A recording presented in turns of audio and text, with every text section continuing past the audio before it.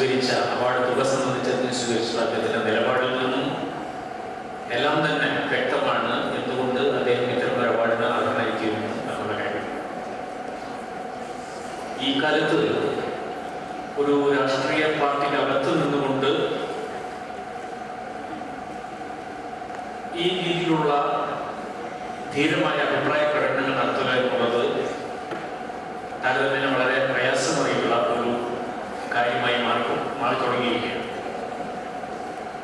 നമുക്ക് ഒരുപാട് അഭിപ്രായങ്ങൾ ഉണ്ടായിരിക്കാം. പക്ഷേ ഈ ഉള്ള അഭിപ്രായങ്ങൾ തുറന്നു പറയുക എന്നുള്ളത് പലപ്പോഴും ഒരു പാർട്ടിയുടെ ഒരു സംഘടനയുടെ ചട്ടക്കൂട് അത് പറയാൻ പലപ്പോഴും വ്യക്തിക്ക് ചില പ്രയാസങ്ങൾ ഉണ്ടാക്കി തീർക്കുന്ന ഒരു കാലഘട്ടത്തിലാണ് നമ്മളിപ്പോൾ ജീവിച്ചുകൊണ്ടിരിക്കുന്നത്. അതേസമയം ശ്രീ സുധീരനെ പോലെയുള്ള ആളുകൾ നേരത്തെ അദ്ദേഹം സൂചിപ്പിച്ചതുപോലെ നമ്മുടെ രാഷ്ട്രീയം പോകുന്നത് വളരെ വളരെ ദുഃഖകരമായ ഒരു ദിശയിലേക്കാണ് എന്ന് സൂചിപ്പിക്കുന്ന രീതിയിൽ ഇപ്പോൾ കേരളത്തിലുടനീളം സംസാരിച്ചുകൊണ്ടിരിക്കും. ഒരു അഴിമതിയുടെ കടമറിടാത്ത ഒരു രാഷ്ട്രീയ പ്രവർത്തകൻ എന്ന നിലക്ക് അദ്ദേഹം ആർജിച്ചു വെച്ചിട്ടുള്ള ഒരു പ്രതീകാത്മകമായ ഒരു മൂലധനം അദ്ദേഹത്തിനുണ്ട്. സിംബോളിക് ക്യാപിറ്റൽ എന്നൊക്കെ പറയാവുന്ന രീതിയിലുള്ള പ്രതീകാത്മകമായിട്ടുള്ള മൂലധനം അദ്ദേഹത്തിനുണ്ട്. ആ മൂലധനം സ്വന്തം ആവശ്യങ്ങൾക്ക് വേണ്ടി വിറ്റ് കാശാക്കാതെ ഈ നാട്ടിലെ സാധാരണക്കാരുടെ പ്രശ്നങ്ങൾ പറയുന്നതിനും അത് അധികാര സ്ഥാനങ്ങളിൽ കേൾപ്പിക്കുന്നതിനും വേണ്ടി തൻ്റെ കഴിവുകൾ ഉപയോഗിച്ചുകൊണ്ടിരിക്കുന്ന വ്യക്തി എന്ന നിലയിലാണ് സുധീരൻ അദ്ദേഹത്തിൻ്റെ സമീപകാല പ്രവർത്തനങ്ങൾ നടത്തിക്കൊണ്ടിരിക്കുന്നതിനുള്ള സന്തോഷകരമായിട്ടുള്ള കാര്യം. മിക്കവാറും എല്ലാ രാഷ്ട്രീയ പാർട്ടികളിലും സുധീരനെ പോലെയുള്ള ആളുകളുണ്ട്. അവർക്കെല്ലാം തന്നെ ഈ രീതിയിൽ തങ്ങളുടേതായിട്ടുള്ള അഭിപ്രായങ്ങൾ പറയേണ്ടുന്ന സാഹചര്യങ്ങളും ഉണ്ടായി വരുന്നുണ്ട്. കഴിഞ്ഞ 1990-കൾക്ക് ശേഷം ലോകത്തിന്റെ മിക്കവാറും എല്ലാ ഭാഗങ്ങളിലും വ്യവസ്ഥാപിത രാഷ്ട്രീയ സംഘടനകൾ അല്ലെങ്കിൽ വ്യവസ്ഥാപിത ഭരണകൂടങ്ങൾ അവയ്ക്ക് ജനങ്ങളോടുള്ള ബന്ധത്തിൽ നിന്ന് വ്യത്യസ്തമായി ജനകീയ മുന്നേറ്റങ്ങൾ ധാരാളമായിട്ട് ലോകത്തിന്റെ പല ഭാഗങ്ങളിൽ സംഭവിച്ചുകൊണ്ടിരിക്കുന്ന ഒരു കാഴ്ച നമുക്ക് കാണാൻ കഴിയും. പല രീതിയിലുള്ള ജനകീയ മുന്നേറ്റങ്ങൾ അവയ്ക്ക് പലപ്പോഴും രാഷ്ട്രീയ പിൻബലം ഇല്ലാത്ത രീതിയിലുള്ള ജനകീയ മുന്നേറ്റങ്ങളാണ് നമ്മൾ കണ്ടുകൊണ്ടിരിക്കുന്നത്. അവ മൾട്ടിറ്റ്യൂഡ് പ്രക്ഷോഭങ്ങൾ എന്നുള്ള പേരിൽ, നൊമാഡിക് പ്രക്ഷോഭങ്ങൾ എന്നുള്ള പേരിൽ, സബാൾട്ടൻ പ്രക്ഷോഭങ്ങൾ അല്ലെങ്കിൽ മാർജിനലൈസ്ഡ് ജനവിഭാഗങ്ങളുടെ പ്രക്ഷോഭങ്ങൾ എന്നുള്ള പേരിൽ ഇപ്പോൾ ധാരാളമായിട്ട് പ്രചരിച്ചുകൊണ്ടിരിക്കുന്ന ഒരു കാലമാണ്. ഒരുപക്ഷെ 1990-കളിൽ ഗ്ലോബലൈസേഷൻ അല്ലെങ്കിൽ ആഗോളീകരണം വ്യാപകമായി മാറിയ അതിനുശേഷം പകരം വെക്കാൻ മറ്റൊന്നില്ല, ബദലുകളില്ല എന്നുള്ള ഒരു കാഴ്ചപ്പാട്, ആൾട്ടർനേറ്റീവ് എന്നുള്ള ഒരു കാഴ്ചപ്പാട് ഉയർന്നു വരാൻ തുടങ്ങിയിട്ടുണ്ടായിരുന്നു. പക്ഷെ ബദലുകളുണ്ട് എന്ന് തിരിച്ച് ഭരണകൂടങ്ങളോടും വ്യവസ്ഥാപിത രാഷ്ട്രീയ സംവിധാനങ്ങളോടും പറയുന്നതിന് വേണ്ടി ഒരുപാട് പുതിയ രൂപത്തിലുള്ള ബദലുകൾ ലോകത്തിന്റെ പല ഭാഗങ്ങളായിട്ട് ഉണ്ടായിക്കൊണ്ടിരിക്കുന്നത്. ആ ബദലുകൾക്ക് ഒരുപക്ഷെ ഏകീകൃത സ്വഭാവം ഉണ്ടായി എന്നില്ലെങ്കിൽ പോലും അവ പല രീതിയിലുള്ള പ്രവർത്തനങ്ങൾ ഇന്ന് ലോകത്ത് കാഴ്ചവെച്ചുകൊണ്ടിരിക്കുന്നത്. നമ്മുടെ നാട്ടിൽ തന്നെ എടുത്ത് പരിശോധിച്ച് നോക്കിയാൽ നഗരങ്ങൾ വിസർജിക്കുന്ന മാലിന്യങ്ങൾക്കെതിരെയുള്ള പ്രക്ഷോഭങ്ങൾ, സ്ത്രീകൾക്കെതിരെ ഉയരുന്ന അക്രമങ്ങൾക്ക് പ്രതിരോധിക്കാനുള്ള പ്രക്ഷോഭങ്ങൾ, ഈ രീതിയിൽ പല രീതിയിൽ രാഷ്ട്രീയ പാർട്ടികൾ പ്രത്യേകിച്ച് ആഹ്വാനങ്ങളൊന്നും ഇല്ലാതെ തന്നെ ധാരാളം പ്രതികരണങ്ങൾ ഉണ്ടായിക്കൊണ്ടിരിക്കുന്ന ഒരു കാഴ്ച കാണാൻ. സമീപകാലത്ത് ഡൽഹിയിൽ ഉണ്ടായിട്ടുള്ള പ്രക്ഷോഭ സമയത്തിന് രീതി പരിശോധിച്ചാൽ ഈ കാര്യം വളരെ വ്യക്തമാണ്. ഡൽഹിയിൽ നടന്ന പ്രക്ഷോഭങ്ങൾ ഒരു ഗുണ്ടാവിളയാട്ടമായി മാറാതെ, ഒരു ഹൂളിഗാനിസമായി മാറാതെ, അത് വളരെ കുലീനമായ, വളരെ അന്തസ്സുറ്റ ഒരു പ്രതികരണമായി മാറ്റിയെടുത്തു അവിടുത്തെ യുവാക്കളും വിദ്യാർത്ഥികളും എന്നത് വളരെ പ്രധാനപ്പെട്ട ഒരു കാര്യമാണ്. ആ രീതിയിൽ കുലീനമായ ഒരു പ്രക്ഷോഭം നയിച്ച അവിടുത്തെ വിദ്യാർത്ഥികളെയും യുവജന വിഭാഗങ്ങളെയും സർക്കാർ നേരിട്ട രീതി എന്ത് എന്നുള്ളത് വളരെയധികം നമ്മൾ അന്വേഷിക്കാൻ വളരെ പ്രധാനപ്പെട്ട ഒരു കാര്യമാണ് എന്ന് എനിക്ക് തോന്നുന്നു. ഒരുപക്ഷെ ഇതുപോലെയുള്ള പ്രക്ഷോഭങ്ങൾ തുടർന്നുള്ള കാലഘട്ടങ്ങളിൽ പ്രകൃതിക്ക് വേണ്ടി, നശിച്ചുകൊണ്ടിരിക്കുന്ന പരിസ്ഥിതിക്ക് വേണ്ടി, സ്ത്രീത്വത്തിനു വേണ്ടി, അവലംബമില്ലാത്ത നിരക്ഷരരും സാധുക്കളുമായിട്ടുള്ള കുട്ടികൾക്ക് വേണ്ടി, സാധാരണക്കാർക്ക് വേണ്ടി ഒക്കെ അത്തരം പ്രക്ഷോഭങ്ങൾ ഇനിയും ഒരുപക്ഷെ ഇന്ത്യയിൽ ഉയർന്നുവന്നേക്കാനുള്ള സാധ്യതയുണ്ട്. അത്തരം പ്രക്ഷോഭങ്ങളുടെ മുമ്പിൽ ഒരുപക്ഷെ രാഷ്ട്രീയ ഭേദങ്ങളെല്ലാം മറന്ന് ജനങ്ങൾ ഒന്നിച്ചണിഞ്ഞു നിൽക്കുന്ന ഒരു കാഴ്ചയും ഒരുപക്ഷെ നാളെ കണ്ടേക്കാൻ സാധ്യതയുണ്ട് എന്ന് പറയാൻ ഏറ്റവും പ്രധാനമായിട്ടുള്ള കാര്യം. റൈസിന കുന്നുകളിലേക്കുള്ള വഴി അടച്ചതുകൊണ്ട് മാത്രം അത്തരം പ്രക്ഷോഭങ്ങളുടെ ശക്തി കുറയ്ക്കാൻ കഴിയുമെന്ന് ഭരണകൂടങ്ങൾ വിചാരിക്കുന്നത് തെറ്റായിരിക്കും എന്ന് തെളിയിച്ചുകൊണ്ടിരിക്കുന്ന രീതിയിലുള്ള പ്രക്ഷോഭങ്ങളാണ് ലോകത്തിലെ പല ഭാഗങ്ങളിലും ഇപ്പോൾ നടന്നുകൊണ്ടിരിക്കുന്നത്. സമീപകാലത്ത് കഴിഞ്ഞ ഒരു നൂറ്റാണ്ടിനെ മുഴുവൻ നിയന്ത്രിച്ചിട്ടുള്ള ഒരു വലിയ വിശ്വാസമാണ് മാർക്സിസത്തിൻ്റെതായിരുന്നു നമുക്ക് എല്ലാവർക്കും അറിയാം. ആ മാർക്സിസത്തിന്റെ അവസ്ഥയെ സംബന്ധിച്ച് ഇപ്പോഴും അത് പ്രസക്തമാണ് എന്നുള്ളത് സംബന്ധിച്ച് വളരെ വളരെ പഠനാത്മകമായ ഒരു ഗ്രന്ഥം എഴുതിയിട്ട് ടെറി ഈഗിൾട്ടൺ എന്ന് പറയുന്ന വളരെ പ്രസിദ്ധമായിട്ടൊരു പണ്ഡിതൻ വൈ മാർക്സ് വാസ് റൈറ്റ് എന്നുള്ള വളരെ പ്രസിദ്ധമായിട്ടൊരു പുസ്തകം എഴുതിയിട്ടുള്ള ടെറി ഈഗിൾട്ടൺ ആ പുസ്തകത്തിന്റെ തുടക്കത്തിൽ പറയുന്ന വളരെ പ്രധാനപ്പെട്ട ഒരു കാര്യമാണ് മാർക്സിസം അപ്രസക്തമാണ് എന്ന് പറയുമ്പോൾ ഒരുപക്ഷെ ഏറ്റവും സന്തോഷിക്കുക ശരിയായ മാർക്സിസ്റ്റുകൾ തന്നെ ആയിരിക്കും എന്ന് ടെറി ഈഗിൾട്ടൺ പറയുന്നു. കാരണം മാർക്സിസം അപ്രസക്തമായി പോകുന്ന ഒരു കാലഘട്ടത്തിന് വേണ്ടിയാണ് മാർക്സിസ്റ്റുകൾ പ്രവർത്തിക്കേണ്ടത് എന്ന് ടെറി ഈഗിൾട്ടൺ പറയുന്നത്. അഥവാ മാർക്സിസം ഇപ്പോഴും പ്രസക്തമാണ് എന്ന് പറഞ്ഞാൽ നമ്മളെ സന്തോഷിക്കുകയല്ല വേണ്ടത്, നമ്മളെ ദുഃഖിക്കുകയാണ് വേണ്ടത്. കാരണം ഇപ്പോഴും മാർക്സിസം എന്തിനെതിരെയാണ് നിലകൊള്ളുന്നത്? അത്തരം ചൂഷണങ്ങൾ ഇപ്പോഴും ലോകത്തിന്റെ പല ഭാഗങ്ങളിലായിട്ട് നിലകൊള്ളുന്നു എന്നുള്ളതാണ് ഏറ്റവും പ്രധാനമായ കാര്യം എന്ന് ടെറി ഈഗിൾട്ടൺ സൂചിപ്പിക്കുന്നു. അതുകൊണ്ട് മാർക്സിസം പ്രസക്തമല്ലാതായി തീരുന്ന, നിന്ദിതരും പീഡിതരുമില്ലാത്ത, ചൂഷണമില്ലാത്ത ഒരു പുതിയ വ്യവസ്ഥയ്ക്ക് വേണ്ടി ഉള്ള പ്രവർത്തനങ്ങളിൽ ഏർപ്പെട്ട് മുന്നേറാൻ വേണ്ടിയുള്ള ശ്രമങ്ങളിലാണ് പുതിയ രാഷ്ട്രീയം ഏർപ്പെട്ടിട്ടുള്ളത്. അത്തരം രാഷ്ട്രീയത്തിന്റെ, അത്തരം ശുദ്ധമായ രാഷ്ട്രീയത്തിന്റെ ഒരു പ്രതീകമായിട്ടാണ് ഈ സുധീരനെ പക്ഷേ നമ്മൾ ഈ വേദിയിൽ കണ്ടത്. ഇതുപോലെയുള്ള എത്രയോ വലിയ വലിയ രാഷ്ട്രീയ പ്രവർത്തകന്മാർ, നിസ്വാർത്ഥരായ രാഷ്ട്രീയ പ്രവർത്തകന്മാർ, അഴിമതി വിമുക്തരായ രാഷ്ട്രീയ പ്രവർത്തകന്മാർ ഇന്ത്യയിൽ അങ്ങോളമിങ്ങോളമുണ്ട്. ഒരുപക്ഷെ നാളത്തെ രാഷ്ട്രീയം ഈ മാതിരിയുള്ള പ്രവർത്തകന്മാരെ കേന്ദ്രീകരിച്ചുകൊണ്ട് രൂപം കൊള്ളുന്ന ഒരു പുതിയ ധ്രുവീകരണത്തിന്റെ ഭാഗമായിട്ടായിരിക്കും നാളെ ഇന്ത്യൻ രാഷ്ട്രീയം രൂപം കൊള്ളുന്നത് എന്ന് നമുക്ക് വിചാരിക്കേണ്ടതായിട്ടുണ്ട്. പണ്ട് ചൗരച്ചൗരയിലെ കൃഷിക്കാർക്ക് മുന്നേറാനുള്ള, നിയമലംഘനം നടത്താനുള്ള നിർദ്ദേശം നൽകിയ സമയത്ത് ഗാന്ധിജി പറഞ്ഞു അവരുടെ സമരം ഒരല്പം അതിര് കിടന്ന അവസ്ഥയെത്തിയപ്പോൾ ഗാന്ധിജി സമരങ്ങളൊക്കെ പിൻവലിക്കുകയും നിസ്സഹകരണം ആ ചൗരിചൗര പ്രസ്ഥാനവുമായിട്ട് നിസ്സഹകരിക്കുകയും ചെയ്തു. അപ്പോൾ ചൗരിചൗരയിലെ കൃഷിക്കാർ മറുപടി പറഞ്ഞത് താങ്കൾ വരയ്ക്കുന്ന അഹിംസയുടെ വര ഞങ്ങൾ എപ്പോഴും പാലിച്ചുകൊള്ളണമെന്നില്ല എന്നുള്ളതാണ്. ഒരുപക്ഷെ വലിയ വലിയ രാഷ്ട്രീയ പ്രവർത്തകന്മാർ നിർദ്ദേശിക്കുന്ന അച്ചടക്കത്തിന്റെ അതിർവരകൾ ചിലപ്പോൾ ഈ മൾട്ടിറ്റ്യൂഡുകൾ, ഈ നൊമാഡിക്കുകൾ, ഈ സബോൾട്ടൺ പ്രവർത്തകർ, ഈ ക്ലാസ്ലെസ് ആയിട്ടുള്ള ഈ ജനവിഭാഗങ്ങൾ ഒരുപക്ഷെ മാനിച്ചെന്ന് വരില്ല. അതിനപ്പുറത്തേക്കുള്ള പ്രക്ഷോഭം തീർച്ചയായും നടന്നു വന്നേക്കാം. എന്ത് തന്നെയായിരുന്നാലും ഈ മാതിരിയുള്ള പ്രക്ഷോഭ സമരങ്ങളിലെ ആന്തരികമായ ചൂടും ഉഷ്ണവുമായിരിക്കും ഒരുപക്ഷെ നാളെ ഈ ലോകത്തെയും സമൂഹത്തെയും മാറ്റി തീർക്കാൻ വേണ്ടി ഉപയോഗിക്കപ്പെടേണ്ടത് എന്നുള്ള ഒരുപക്ഷെ രാഷ്ട്രീയ പ്രവർത്തകർക്ക് തന്നെയും അതിനെ ആശ്രയിക്കേണ്ടി വരും എന്നുള്ളതാണ് ഏറ്റവും പ്രധാനമായിട്ടുള്ള കാര്യം. അത്തരമൊരു കാലഘട്ടം സംജാതമാകുന്നതിന് മുന്നോടിയായിട്ടാണ് സുധീരൻ തന്റെ അഭിപ്രായങ്ങൾ പ്രകടിപ്പിച്ചുകൊണ്ടിരിക്കുന്നത്. സുധീരന് ലഭിച്ചിട്ടുള്ള ഈ അവാർഡ് വാസ്തവത്തിൽ ഇന്ത്യയിലെ അഴിമതി വിമുക്ത രാഷ്ട്രീയത്തിനും അഴിമതി വിമുക്തമായിട്ട് അധീനമായ സ്വരങ്ങൾക്കും വേണ്ടിയുള്ള ഒരു അവാർഡാണ് എന്ന് ഞാൻ വിചാരിക്കുന്നു. അദ്ദേഹത്തിന് ഈ സന്ദർഭത്തിൽ ഞാൻ ആശംസകൾ അർപ്പിക്കുന്നു. അതുപോലെ തന്നെ ആശ്രയ പോലെയുള്ള സംഘടനകൾ, ഞാനതിൽ വളരെയധികം വിശ്വസിക്കുന്ന ഒരാളല്ല. വ്യവസ്ഥ മാറ്റുക എന്നുള്ളതാണ് അടിസ്ഥാനപരമായി ആവശ്യം.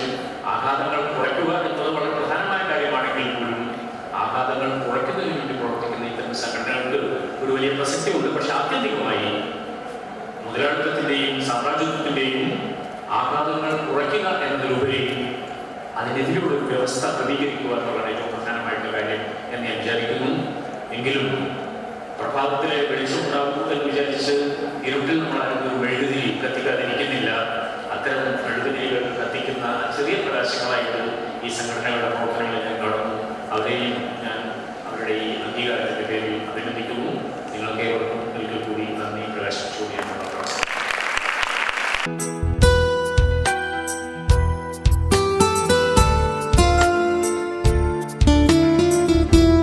Ms. Tanjita KP, the College Union Chairperson of the Academic Year 2011-12, will receive the magazine Insignia.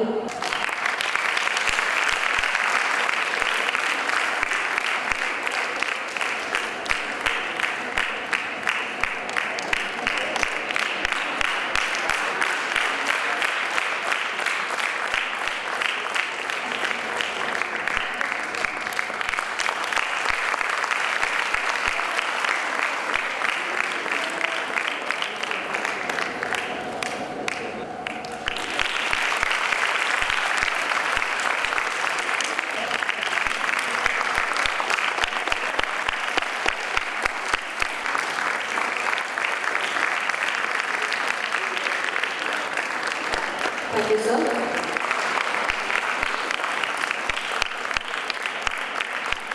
വേദിയിലെ ജ്വലനം വേദിക്ക് പുറത്തേക്ക് കടന്ന് പടർന്ന് പരക്കാൻ ഇനി നിമിഷങ്ങൾ ബാക്കി. ഈ ജ്വലനത്തിൻ്റെ മുമ്പിൽ തിളങ്ങി നിൽക്കുന്ന ഈ ധന്യമായ സദസ്സ് വിശിഷ്ട വ്യക്തികൾക്ക് പിന്നിലായി ചുവട് വയ്ക്കാൻ നിമിഷങ്ങൾ മാത്രം ബാക്കി. ഈ നിമിഷാർത്ഥത്തിനുള്ളിൽ ഞാൻ എൻ്റെ കർത്തവ്യം നിർവഹിക്കുകയാണ്.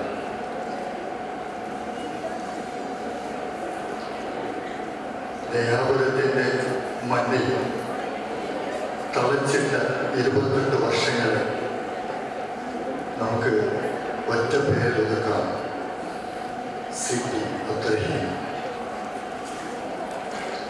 ബഹുമാനപ്പെട്ട സിറ്റി സാർ, നമ്മുടെ ഇന്നത്തെ അധ്യക്ഷൻ, അദ്ദേഹം ഇന്ത്യക്ക് പുറത്തും വിദ്യാഭ്യാസ സ്ഥാപനങ്ങൾ നടത്തുന്നുണ്ട്.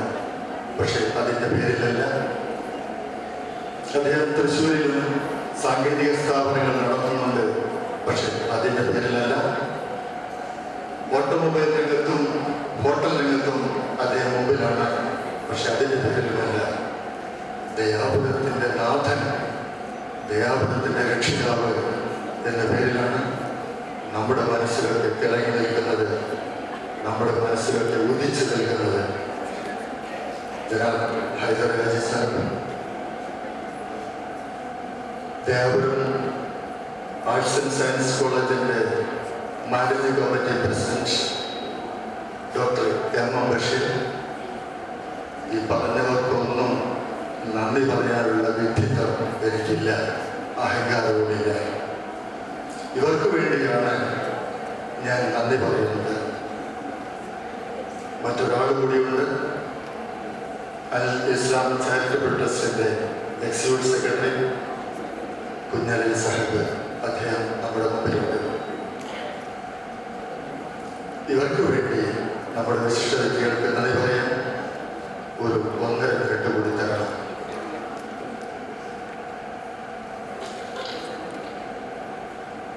മലയാള സാഹിത്യത്തിൻ്റെ അധിപൻ എന്ന ഒരൊറ്റ വാക്കിൽ വിളിക്കാനാണ് ഞാൻ MTയെ ആഗ്രഹിക്കുന്നത്.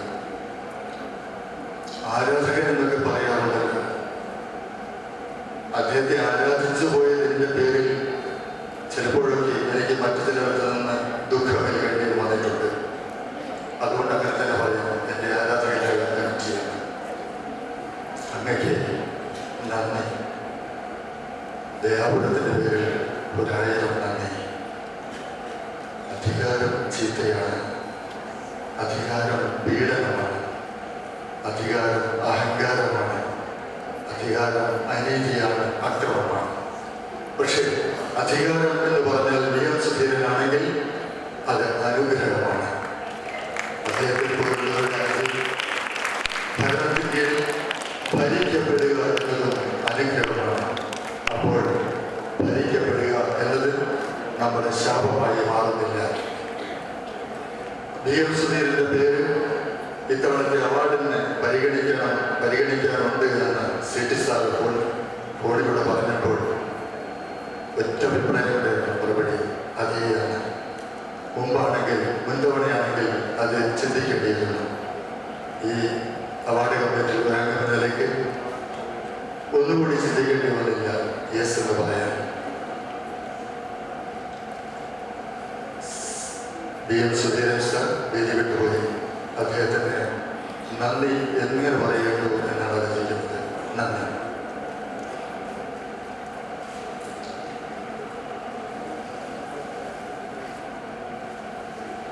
ഡോക്ടർ KP മോഹനൻ, മുൻ കോളേജ് അധ്യാപകൻ, ദേശാഭിമാനി വാരികയുടെ പത്രാധിപർ.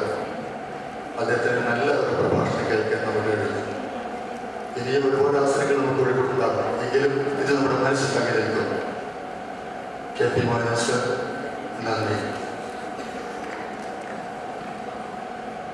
ദേവപുരത്ത് നിറയുന്ന മക്കളുടെയൊക്കെ മനസ്സിൽ ഒരു ചിത്രമുണ്ട്. അവരെന്ന് സ്മരിക്കുന്ന ഒരു നാമമുണ്ട്. അതാണ് ഷെയ്ഖ് അൻസാരി. ഷെയ്ഖ് അൻസാരിയുടെ പേരും അദ്ദേഹത്തിന്റെ ചിത്രവും ഇപ്പോൾ പരസ്യം എന്ന് പറഞ്ഞ ലക്ഷക്കണക്കിന് എന്ന് ഞാൻ പറയുന്നില്ല, അത് അതിശക്തിയാണ്. പക്ഷെ പതിനായിരക്കണക്കിന് കുട്ടികളുടെ മനസ്സിലും അവരുടെ രക്ഷിതാക്കളുടെ മനസ്സിലുമുണ്ട് ആ ദയാനിധി. പക്ഷേ അനുഗ്രഹം, ഏറ്റവും വലിയ അനുഗ്രഹം അത് മാത്രമല്ല, അദ്ദേഹത്തെക്കാൾ നല്ല 2 മക്കളുണ്ടായി എന്നതാണ്. ഇങ്ങനെ 2 മക്കളെ കിട്ടുക എന്നതാണ് ഒരു പിതാവിന്റെ ഏറ്റവും വലിയ സൗഭാഗ്യം. പിതാവ് തുടങ്ങി വെച്ചത് പൂർത്തിയാക്കാൻ രചിക്കപ്പെട്ട് അതിൽ തയ്യാറെടുക്കുന്ന 2 മക്കൾ. ഡോക്ടർ ഇബ്രാഹിം അബ്ദുല്ല അൻസാരി, കവി കൂടിയായ the great poet Ali Abdullah Ansari. എങ്ങനെയാണ് ഞങ്ങൾക്ക് ഞങ്ങൾ നന്ദി പറയേണ്ടത്? ഈ നന്ദിയിൽ ഒതുങ്ങുമോ ഞങ്ങളുടെ കർത്തവ്യം, ഈ കടപ്പാട്? അത് ഇന്നും പാട്ടിലേക്കില്ലേ? അതുകൊണ്ട് അത് പറയാതെ വിടുന്നു. നമ്മെ സാന്നിധ്യം കൊണ്ട് അനുഗ്രഹിച്ച, അവാർഡ് ഏറ്റുവാങ്ങിയ, നമ്മൾ സംസാരിച്ച ആശ്രയ എന്ന സ്ഥാപനത്തിന്റെ പ്രതിനിധി ഇവിടെയുണ്ട്. ശ്രീ ശാന്താദാസ്, അങ്ങേക്ക് നന്ദി. ഈ സദസ്സിന് ഒരുപാട് നന്ദി, ഒരുപാട്.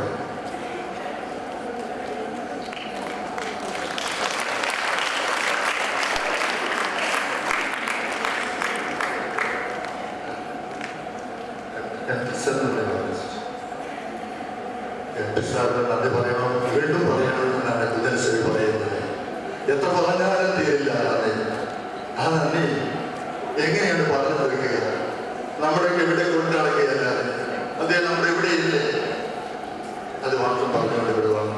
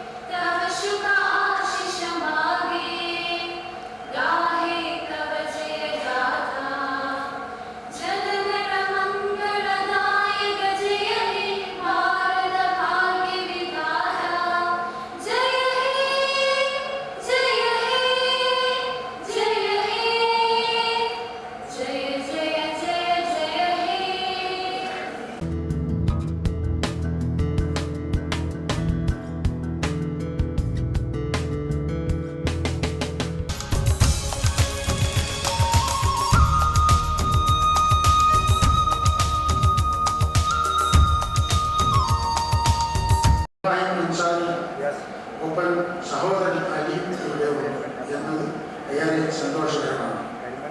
ജീവിതം കൊണ്ട് മനുഷ്യോപകാരത്തിൻ്റെ നല്ല മാതൃകകൾ കാഴ്ചവെച്ച ശ്രീ VM സുധീരനും ആശ്രയ എന്ന സംഘടനയും ഈ അവാർഡിന് അർത്ഥപൂർണ്ണത നൽകുന്നു.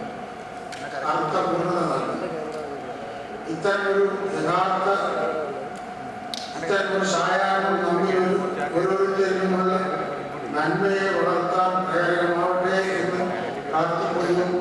നന്ദി, നമസ്കാരം. Thank you, sir.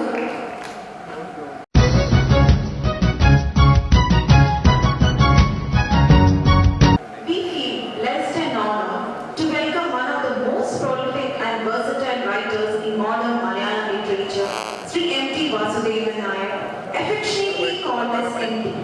In 2005, India's third highest civilian honor, Padma Bhushan, was awarded to him.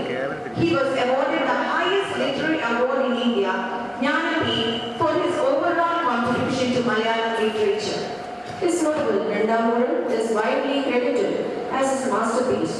Most of his works are oriented towards the basic Malayalam family structure and culture, and many of them were path-breaking in the history of Malayalam literature. This multifaceted personality has graced the literary field as teacher, editor, story writer, screenplay writer, novelist, and film director.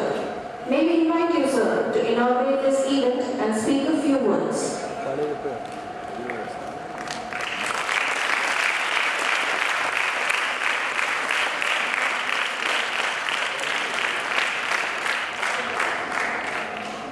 We all know that we have gathered here to honor an individual and an organization who have seamlessly dedicated themselves for the betterment of the society by bestowing upon the Sheikh Ansari Award. Before we introduce the awardees, let me brief you about the Sheikh Ansari Award.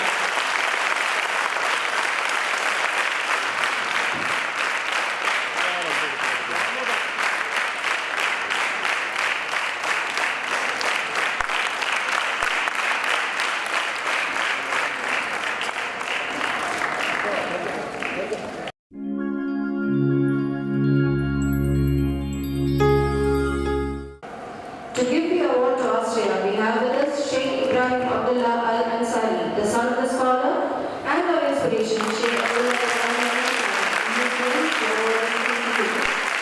He is a renowned religious scholar in the Middle East.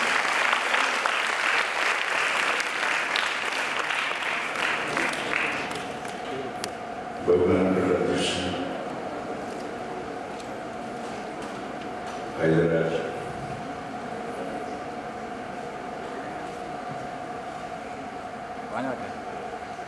ഇവിടെ സന്നിഹിതരായ ഈ പുസ്തകത്തിൻ്റെ അറിവിനെ കുറിച്ച ആളുകൾ ഇവിടെ ഉറപ്പിക്കുകയും ചെയ്യും.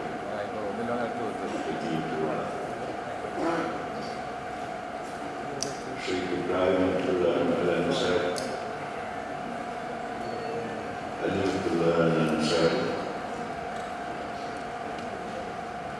ശ്രീക്ഷേത്രമോ ആ സന്ദർശനം നടത്തുന്ന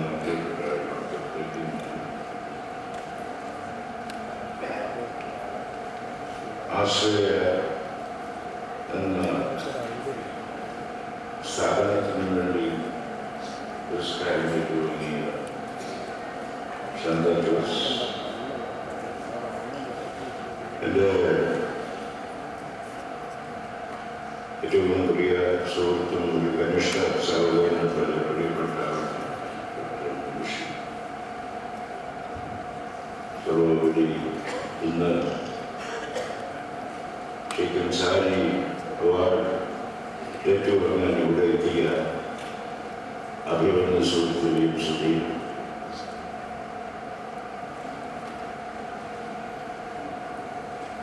വളരെ മനസ്സിൻ്റെ ഉത്തരവാദിത്വം വഹിക്കുന്ന സഞ്ചിത ദയാപുരത്തിൻ്റെ മറ്റ് ഭാരവാഹികളെ പ്രിയപ്പെട്ട സുഹൃത്തുക്കളെ വിദ്യാർത്ഥികളെ സിറ്റി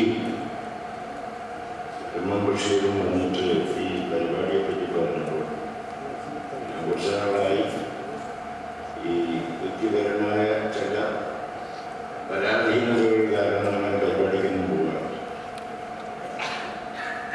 ചില അസുഖങ്ങൾ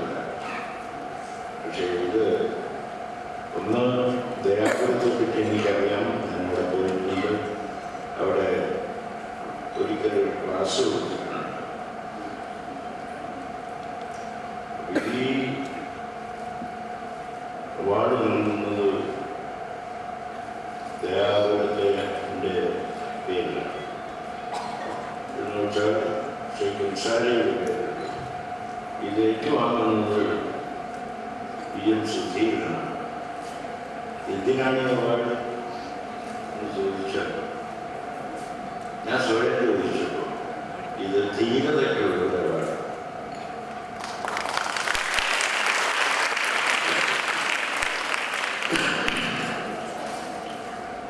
പലപ്പോഴും നമ്മൾ നഷ്ടപ്പെട്ടു പോകുന്നത് ആ ധീരതയാണ്. നമ്മുടെ സമൂഹത്തിൽ രാഷ്ട്രീയത്തിലായാലും സാംസ്കാരികത്തിലായാലും റഷ്യൻ വിപ്ലവം കഴിഞ്ഞതിന് ശേഷം ആന്റണി ചെക്കോവ് ഒരുപക്ഷെ ലോകത്തിൽ ഇതുവരെ ഉണ്ടായിട്ടുള്ള ഏറ്റവും വലിയ കഥാകാരൻ ആരാന്ന് ചോദിച്ചാൽ ആന്റണി ചെക്കോവ്. അദ്ദേഹം ഡോക്ടറായിരുന്നു, അദ്ദേഹത്തിന് അനാരോഗ്യമുണ്ടായിരുന്നു. എങ്കിലും അന്ന് ഈ മഞ്ഞുമൂടിയ പ്രദേശത്ത് പഴയകാലത്ത് നാടുകടത്തപ്പെട്ട ആളുകളുടെ ജീവിതം അറിയാൻ വേണ്ടി വിഷമിച്ചവർ പോയത്. അതൊന്നും വേണ്ടെന്ന് പറഞ്ഞു. നിങ്ങൾക്ക് അതിനുള്ള ആരോഗ്യമില്ല. പക്ഷെ ചെയ്യുമ്പോൾ അദ്ദേഹം അക്കാലത്ത് പറയണ്ടായി, വിപ്ലവത്തിൻ്റെ കൂടെ നിന്നാണ് അതിൽ പ്രവർത്തിച്ച പലരുമായിട്ട് കൂടെ സഹവസിച്ചാണ്. അവിടെ ഒരു വലിയ ഉദയമുണ്ടാകുന്നു എന്ന് പ്രതീക്ഷിച്ചിരുന്ന ആളാണ്. അദ്ദേഹം പറഞ്ഞു, അതിൽ പ്രവർത്തിച്ച ആളുകളെയും ഒക്കെ അഭിനന്ദിച്ചുകൊണ്ട് എന്ന് പറഞ്ഞു. പക്ഷെ പലതും ഇവിടെ നഷ്ടപ്പെട്ടിരിക്കുന്നു. എൻ്റെ കൂടെ തന്നെ ജോലി ചെയ്യുന്ന ഡോക്ടർമാർ നമ്മൾ ഒരുമിച്ച് പഠിച്ചത് ഇപ്പോൾ കാര്യങ്ങളൊക്കെ ഒരുവിധം സൗകര്യമായപ്പോൾ പരസ്പരം ചോദിക്കാൻ അവിടെ എങ്ങനെയുണ്ട് മോശം എന്ന് പറയുന്നത് അടുത്ത് രോഗമൊന്നുമില്ല, ചക്രിയില്ല, അതിസാരമില്ല. അപ്പം അതുകൊണ്ട് പ്രാക്ടീസ് വളരെ മോശമെന്നുള്ള അർത്ഥത്തിലാണ്, സ്ഥിതി വളരെ മോശമെന്ന് പറയുന്നത് ചുറ്റുവട്ടത്തിൽ രോഗങ്ങളൊന്നും ഇല്ലാത്തത് കൊണ്ടാണ്. പണ്ട് പഠിച്ചതിനപ്പുറത്ത് കൂടുതലായിട്ടൊന്ന് മനസ്സിലാക്കാൻ അവർ ശ്രമിക്കുന്നുണ്ട്. ഇത് ആർക്കിടെക്റ്റുകൾക്കും എഞ്ചിനീയർമാർക്കും ഡോക്ടർമാർക്കും ഒക്കെ ബാധകമാണ്. അങ്ങനെ പോരാ, അലസതയുടെ ഒരു സമൂഹമായിട്ട് പതുക്കെ റഷ്യ മാറിക്കൊണ്ടിരിക്കുകയാണ്. അത് പാടില്ല. അധ്വാനത്തിൻ്റെ കവിത രചിക്കുന്ന ഒരു സമൂഹമായി മാറണം എന്ന് പറഞ്ഞ് ആന്റണി ചെക്കോവ് ഒരു പ്രസ്താവന. അതിന് അങ്ങനെ പറയാൻ ധൈര്യമുണ്ടായല്ലോ എന്ന് പറഞ്ഞുകൊണ്ട് ഗോർക്കി പിന്നീട് എഴുതുകയുണ്ട്.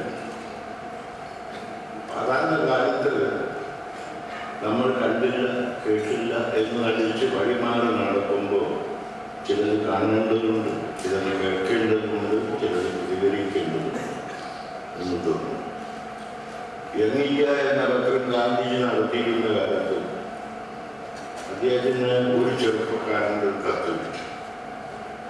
രണ്ടാം ലോകമഹായുദ്ധത്തിൻ്റെ തുടക്കം. അപ്പം അതിൽ ഈ ബക്കിംഗ്ഹാം പാലസിൻ്റെ ഒരു ഭാഗവും അതിനപ്പുറത്തുള്ള ഏറ്റവും വിശ്വതരമായ പള്ളിയുടെ ഒരു ഭാഗവും ബോംബ് വീണ് തകർന്നതിനെ പറ്റി ഒരു റിപ്പോർട്ടുണ്ടായി. ഈ ചെറുപ്പക്കാരൻ എഴുതിയിരിക്കുന്നത്, കത്തെഴുതിയിരിക്കുന്നത്, ഇംഗ്ലീഷുകാർ നമ്മുടെ ശത്രുക്കളാണ്, അവരുടെ പള്ളിയോ അവരുടെ കൊട്ടാരത്തിൻ്റെ ഭാഗമോ ഒക്കെ നാശം വന്നുള്ളത് നിങ്ങളെങ്ങനെ ദുഃഖിക്കുന്നു, നിങ്ങളെന്തിന് ദുഃഖിക്കുന്നു. ഈ ചെറുപ്പക്കാരന് ഗാന്ധിജി മറുപടി എഴുതി. ഇതേപോലത്തെ നാശനഷ്ടങ്ങൾ ബർലിനിലുണ്ടായാലും മോസ്കോവിലുണ്ടായാലും എവിടെ ഉണ്ടായാലും കാലത്തിൻ്റെതായ നേട്ടങ്ങളാണ് ഈ പള്ളികൾ, ഈ കൊട്ടാരങ്ങൾ. ഇതെവിടെയാണ് ഇതിന് എവിടെയൊക്കെ നാശം സംഭവിച്ചാലും ഞാൻ അതിൽ ദുഃഖിക്കുക എന്ന് ചെയ്യും. അതുകൊണ്ട് യുവാവെ, നിങ്ങളും ദുഃഖിക്കേണ്ടിയിരിക്കും. ഗാന്ധിജി അതിലൊന്നും കൂടി ചെയ്തു. ഏതായാലും നിങ്ങൾ എഴുതിയത് നന്നായി. നിങ്ങൾ ശ്രദ്ധാപൂർവ്വം ഞാൻ എഴുതുന്നു വായിക്കും. മാത്രമല്ല, ഇങ്ങനെ ചില കാര്യങ്ങൾ എൻ്റെ ശ്രദ്ധയിൽ ഇനിയും നിങ്ങൾ എൻ്റെ ശ്രദ്ധയിൽ പെടുത്തിക്കൊണ്ടിരിക്കണം. പക്ഷെ ഇതിനെ സംബന്ധിച്ച് എനിക്ക് പറയാനുള്ളത് ഇതാണ്. ഈ മറുപടി അയച്ച ചെറുപ്പക്കാരൻ വേറെ ആരുമായിരുന്നില്ല, രാം മനോഹർ ലോഹിയ എന്ന സോഷ്യലിസ്റ്റ് യുവാവായിരുന്നു. അപ്പം അതാത് കാലത്ത്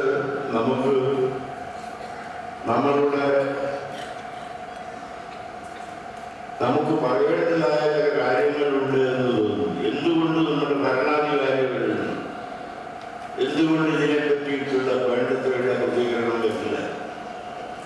വേണ്ടമാതിരി എന്തുകൊണ്ട് ഇതിനെപ്പറ്റി അന്വേഷിക്കുന്നില്ല എന്ന് നമ്മൾ ഇടയ്ക്ക് വിഷമിക്കുന്ന ഘട്ടത്തിൽ എന്നും ഒറ്റപ്പാടുണ്ടാക്കാൻ വേണ്ടി പ്രസ്താവന ഇറക്കുന്ന ആളാണ് VM സുധീരൻ എന്ന് എനിക്ക് അഭിപ്രായം.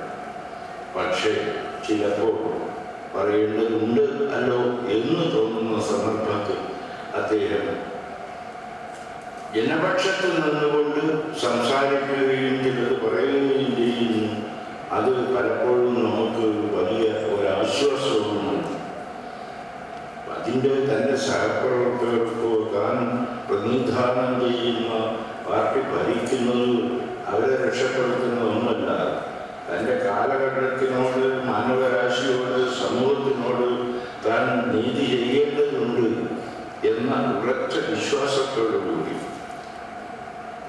ധാരണയോടുകൂടി, ഉൾക്കരുത്തോടുകൂടി അദ്ദേഹം ചിലപ്പോൾ എന്നും ഇങ്ങനെ പകരമുണ്ടാക്കുന്നു എന്നുള്ള അർത്ഥത്തിലല്ല, ചിലപ്പോൾ അദ്ദേഹം ചിലത് പറയുമ്പോൾ നമുക്ക് വലിയ ഒരു ആഹ്ലാദമുണ്ട്.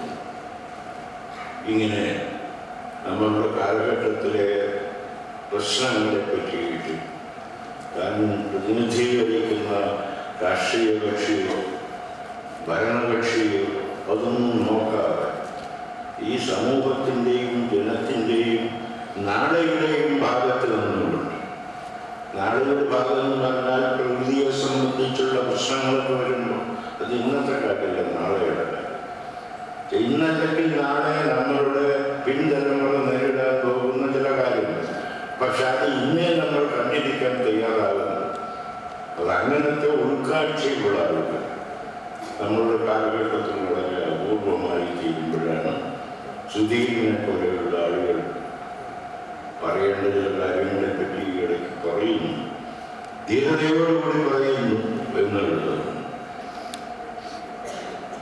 ഓരോ കാലഘട്ടത്തിലും ഇങ്ങനത്തെ തർക്കങ്ങളൊക്കെ ഉണ്ട്.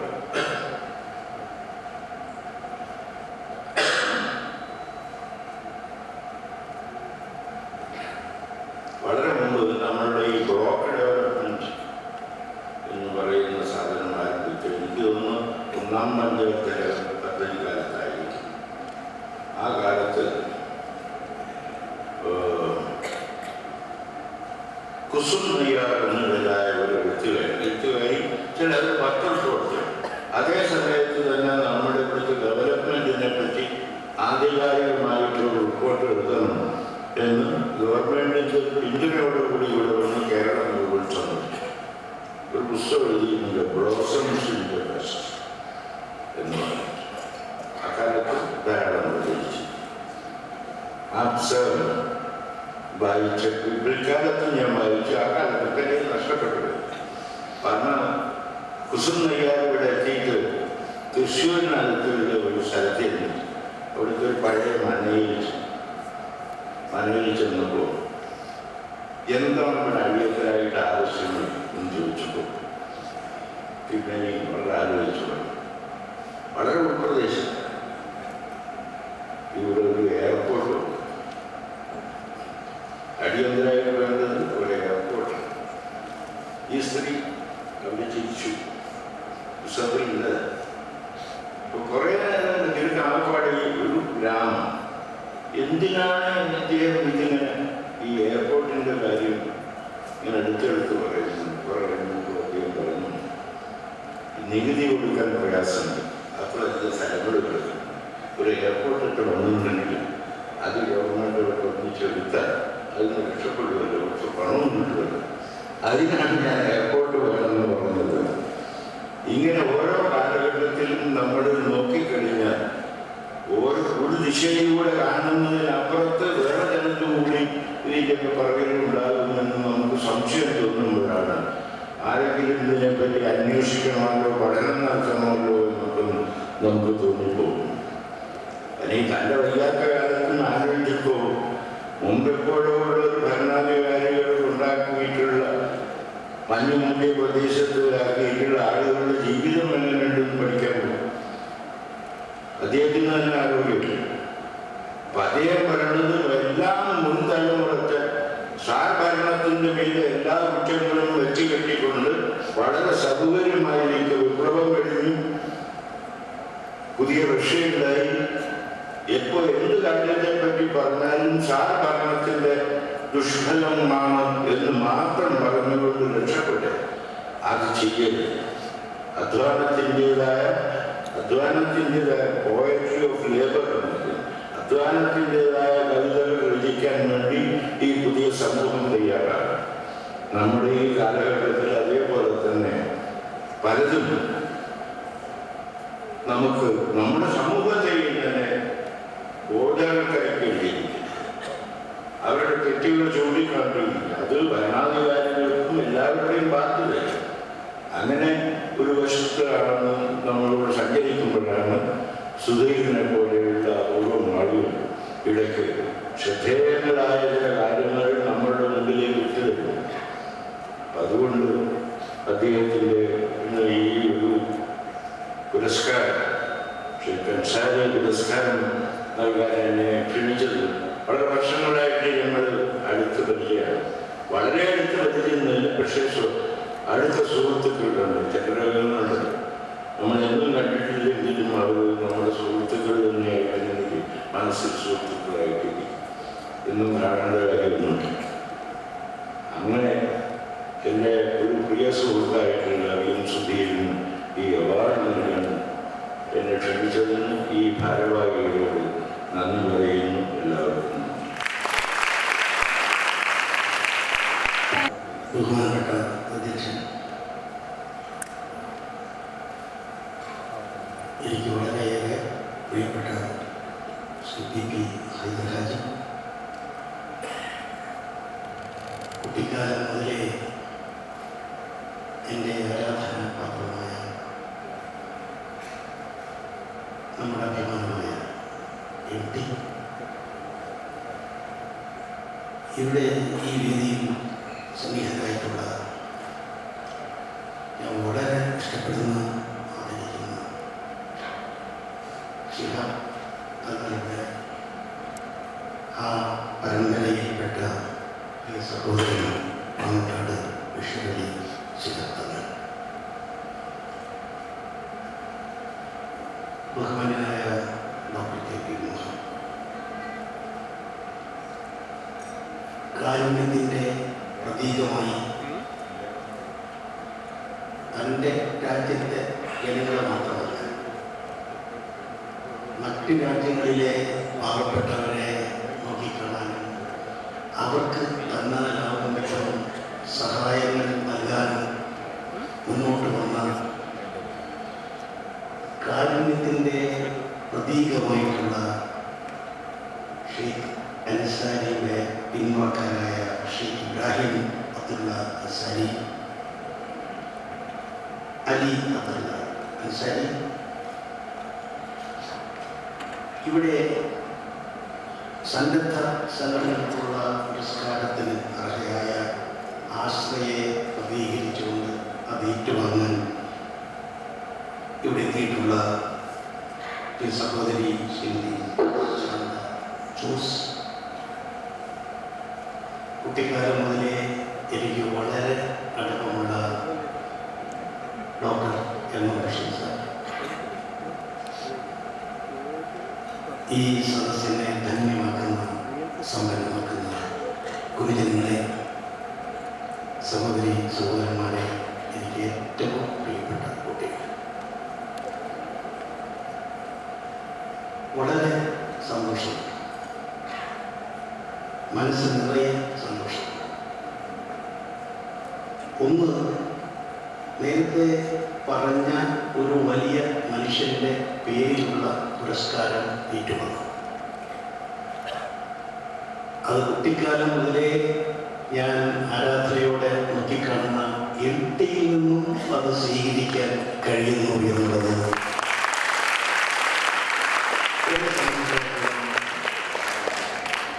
ഇരട്ടി മധുരമാണ് അനുഭവപ്പെടുന്നത് എന്ന് വളരെ വളരെ സന്തോഷത്തോടുകൂടി ഈ അവസരത്തിൽ പറയട്ടെ.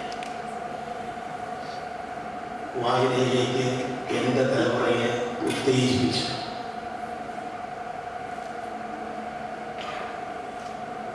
അക്കാലത്ത് ഞാൻ വായിച്ചു തുടങ്ങിയ നോവലുകളുടെ ആദ്യ പട്ടികയിലാണ് നാലുകെട്ടൊക്കെ. അങ്ങനെ ഞങ്ങളുടെ തലമുറയെ വളരെയേറെ പ്രചോദിപ്പിച്ച MT ഇതിൽ പങ്കെടുക്കുന്നു എന്ന് ബഷീർ സാർ എന്നോട് പറഞ്ഞപ്പോൾ തന്നെ എനിക്ക് ഏറെ സന്തോഷം തോന്നിയിരുന്നു. അദ്ദേഹത്തിൽ നിന്നും ഇത് ഏറ്റുവാങ്ങാനുള്ള അവസരമുണ്ടായതിൽ എനിക്ക് പ്രത്യേകമായ സന്തോഷം ഈ അവസരത്തിൽ ഞാൻ അറിയിക്കുന്നു. Dayapuram education and cultural centre വളരെ മാതൃകാപരമായ പ്രവർത്തനമാണ് നടത്തി വരുന്നത് എന്ന് അറിയുന്നതിൽ എനിക്ക് ഏറെ അഭിമാനമുണ്ട്, സംതൃപ്തിയുണ്ട്. ബഷീർ സാറിനെ എനിക്ക് പൂർണ്ണമായ വിശ്വാസമാണ്, വളരെ ഇഷ്ടമാണ്. ഈ അവാർഡ് കാര്യം എന്നോട് ആദ്യമായി സംസാരിച്ചത് അദ്ദേഹമാണ്. എങ്കിലും സ്വതസിദ്ധമായ എൻ്റെ ഒരു കൗതുകം ഞാൻ കോഴിക്കോട്ടെ എൻ്റെ പല സുഹൃത്തുക്കളുമായി ഞാൻ ഇതേക്കുറിച്ച് കൂടുതൽ അറിയാൻ ആഗ്രഹിച്ചു. എൻ്റെ മുമ്പിൽ ഇരിക്കുന്ന എൻ്റെ കുട്ടിക്കാലം മുതലേ അടുത്ത സുഹൃത്തായ ശ്രീ P. ദാമോദരൻ ഉൾപ്പെടെ നിരവധി പേരുമായി രാഷ്ട്രീയ തലത്തിലും രാഷ്ട്രീയേതര തലങ്ങളിലും ജീവിതത്തിൻ്റെ വ്യത്യസ്ത തലങ്ങളിൽപ്പെട്ട പല സുഹൃത്തുക്കളുമായി ആശയവിനിമയം നടത്തിയപ്പോഴും ഏകാഭിപ്രായത്തോടെ ഒരേ മനസ്സോടെ ഏവരും ഒരേ സ്വരത്തിൽ പറഞ്ഞത് ദയാപുരം മാതൃക സ്ഥാപനമാണ്.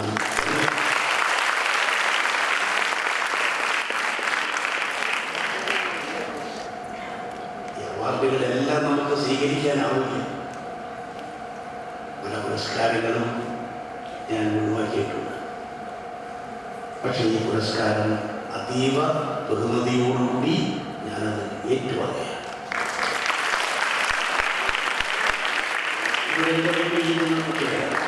നാളത്തെ വാഗ്ദാനങ്ങളാണ്, നാളെ അവരുടേതാണ്. എത്രയോ വലിയ സ്വപ്നങ്ങളാണ് അവിടെ മനസ്സിലുള്ളത്.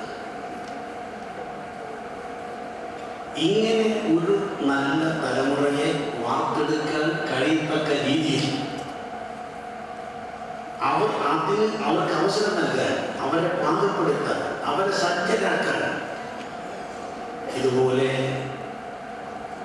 ഇന്ത്യക്ക് പുറത്ത് ഖത്തറിൽ നിന്നും ഒരു മനുഷ്യസ്നേഹി ഇതുപോലെ സഹായഹസ്തവുമായി വന്നു എന്നുള്ളത് ഒരു വലിയ സന്ദേശമാണ് നൽകുന്നത്. ജീവിതത്തിൻ്റെ ഏറ്റവും വലിയ ഗുണവിശേഷം കാരുണ്യത്തിൻ്റെ സ്പർശമാണ് നാം കാണുന്നത്. നമുക്ക് ചുറ്റും നമ്മെ പോലെ ജീവിക്കാൻ അവസരമില്ലാതെ പോയ നമ്മുടെ സഹോദരങ്ങളെ സഹായിക്കാൻ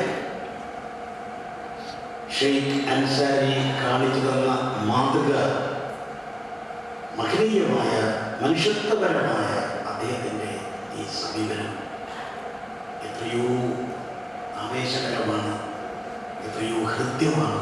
എത്ര പറഞ്ഞാലും നമുക്കത് മതിവരിക്കും. കാരുണ്യത്തിൻ്റെ സന്ദേശമാണ് ഷെയ്ഖ് അൻസാരി ഇവിടെ നൽകുന്നത്.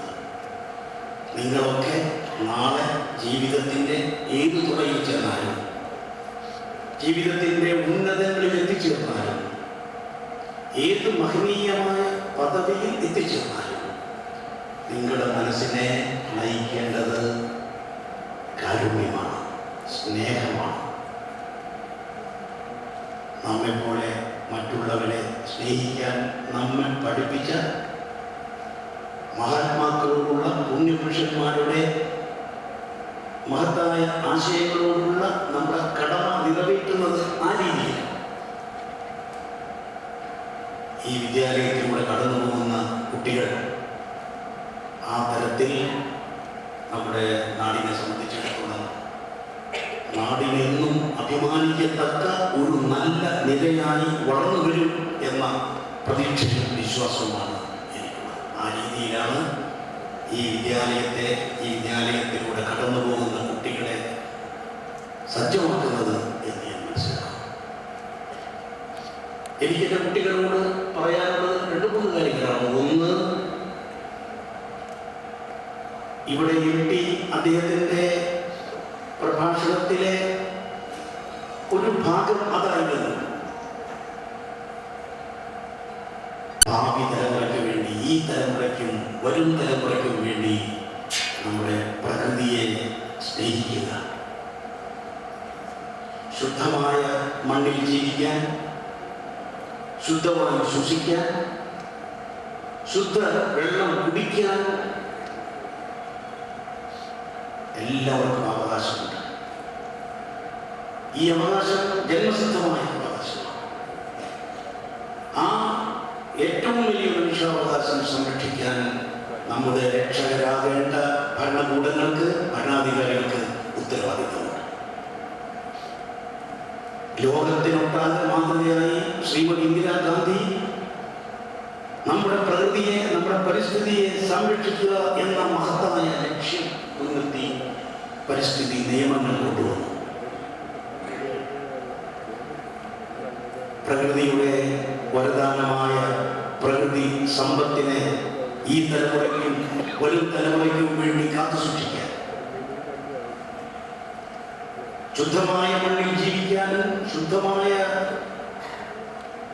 വായു ശ്വസിക്കാനും, ശുദ്ധമായ വെള്ളം കുടിക്കാനും കഴിയുന്നതോടൊപ്പം തന്നെ ശുദ്ധമായ ഒരു മനസ്സുമായി മുന്നോട്ട് പോകാൻ തലമുറകളെ സാധ്യമാക്കുന്ന തരത്തിലുള്ള കാര്യങ്ങൾ മുന്നോട്ട് നീക്കുന്നതിന് നിയമങ്ങൾക്ക് രൂപം കൊടുക്കാൻ മാതൃകാപരമായി ഇന്ദിരാഗാന്ധി ചെയ്തു. കേരള നിയമസഭ പാസാക്കിയ മാതൃകാ നിയമമാണ് നെൽവയൽ നീർത്തട സംരക്ഷണ നിയമം.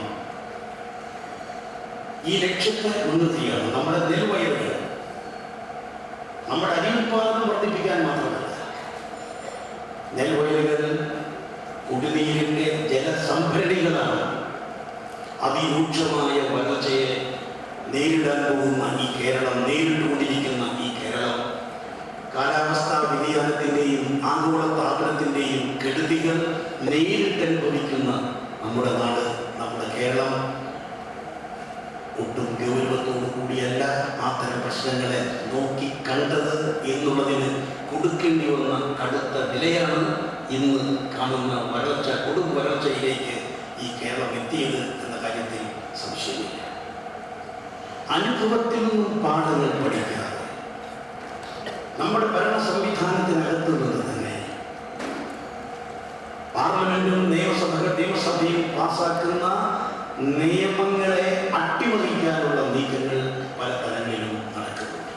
ഏറ്റവും അവസാനം എൻ്റെ മനസ്സിനെ വളരെ അസ്വസ്ഥമാക്കുന്ന ഒന്നാണ് നെൽവയൽ നീർത്തട സംരക്ഷണ നിയമത്തെ ശക്തിപ്പെടുത്തുന്നതിന് പകരം അതിനെ ദുർബലമാക്കാനും ഇടവരുന്ന രീതിയിലുള്ള നടപടികളിലേക്ക് പോകുന്നു എന്നുള്ള വാർത്ത. നെൽവയൽ നീർത്തട സംരക്ഷണ നിയമം ശക്തിപ്പെടുത്തേണ്ടതാണ്, കൂടുതൽ ബലപ്പെടുത്തേണ്ടതാണ്.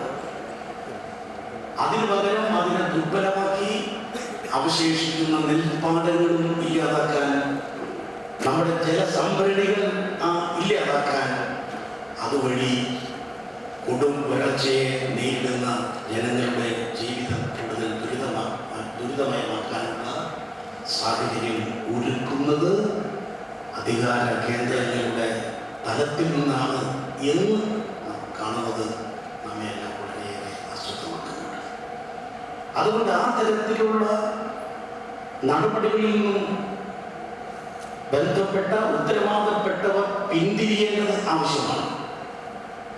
ഇരിക്കുന്ന കൊമ്പ് മുറിക്കുന്ന ഇമാതിരിയുള്ള നടപടികളിൽ നിന്നും അവർ പിന്തിരിയട്ടെ എന്ന് നമുക്ക് പ്രത്യാശിക്കാം. നമ്മുടെ രക്ഷകരാകേണ്ട ഭരണാധികാരികൾ പലപ്പോഴും നമ്മുടെ ശിക്ഷകരായി മാറുന്ന ഒരവസ്ഥാവിശേഷം ഏത് ഭരണം വന്നാലും ഉണ്ടാകുന്ന ഒരു സ്ഥിതിവിശേഷം. അതുകൊണ്ട് നമ്മുടെ രക്ഷകരായി മറ്റാരെങ്കിലും അവതരിക്കുന്നു, നമ്മുടെ രക്ഷകരായി പ്രവർത്തിക്കേണ്ടവർ രക്ഷകരായി മാറും എന്ന പ്രതീക്ഷയിൽ നമുക്കൊന്നും കാര്യമായ ചുമതലകളില്ല എന്ന ധാരണ വെച്ചു പുലർത്തരുത്. നമ്മുടെ രക്ഷകർ നാം തന്നെയാണ്, നമ്മുടെ രക്ഷകർ നാം തന്നെയാണ് എന്നുള്ള അടിസ്ഥാന വിശ്വാസത്തിൽ നിന്നുകൊണ്ടും തലമുറകളുടെ നിലനിൽപ്പിന് പുരോഗതിക്ക് തടസ്സം വരാവുന്ന രീതിയിൽ രാജ്യത്തെ തെറ്റായ രീതിയിൽ നയിക്കാനുള്ള പ്രവണതകൾ ഏത് തലത്തിൽ നിന്നുണ്ടായാലും അതിനെ വ്യവസ്ഥാപിതമായ മാർഗത്തിലൂടെ മഹാത്മാഗാന്ധി കാണിച്ചു തന്ന വ്യവസ്ഥാപിതമായ മാർഗത്തിലൂടെ അതിനെ അഭിമുഖീകരിക്കുക, അതിന് എതിരെ നില സ്വീകരിക്കുക എന്നുള്ളത് പരമപ്രധാനമാണ്.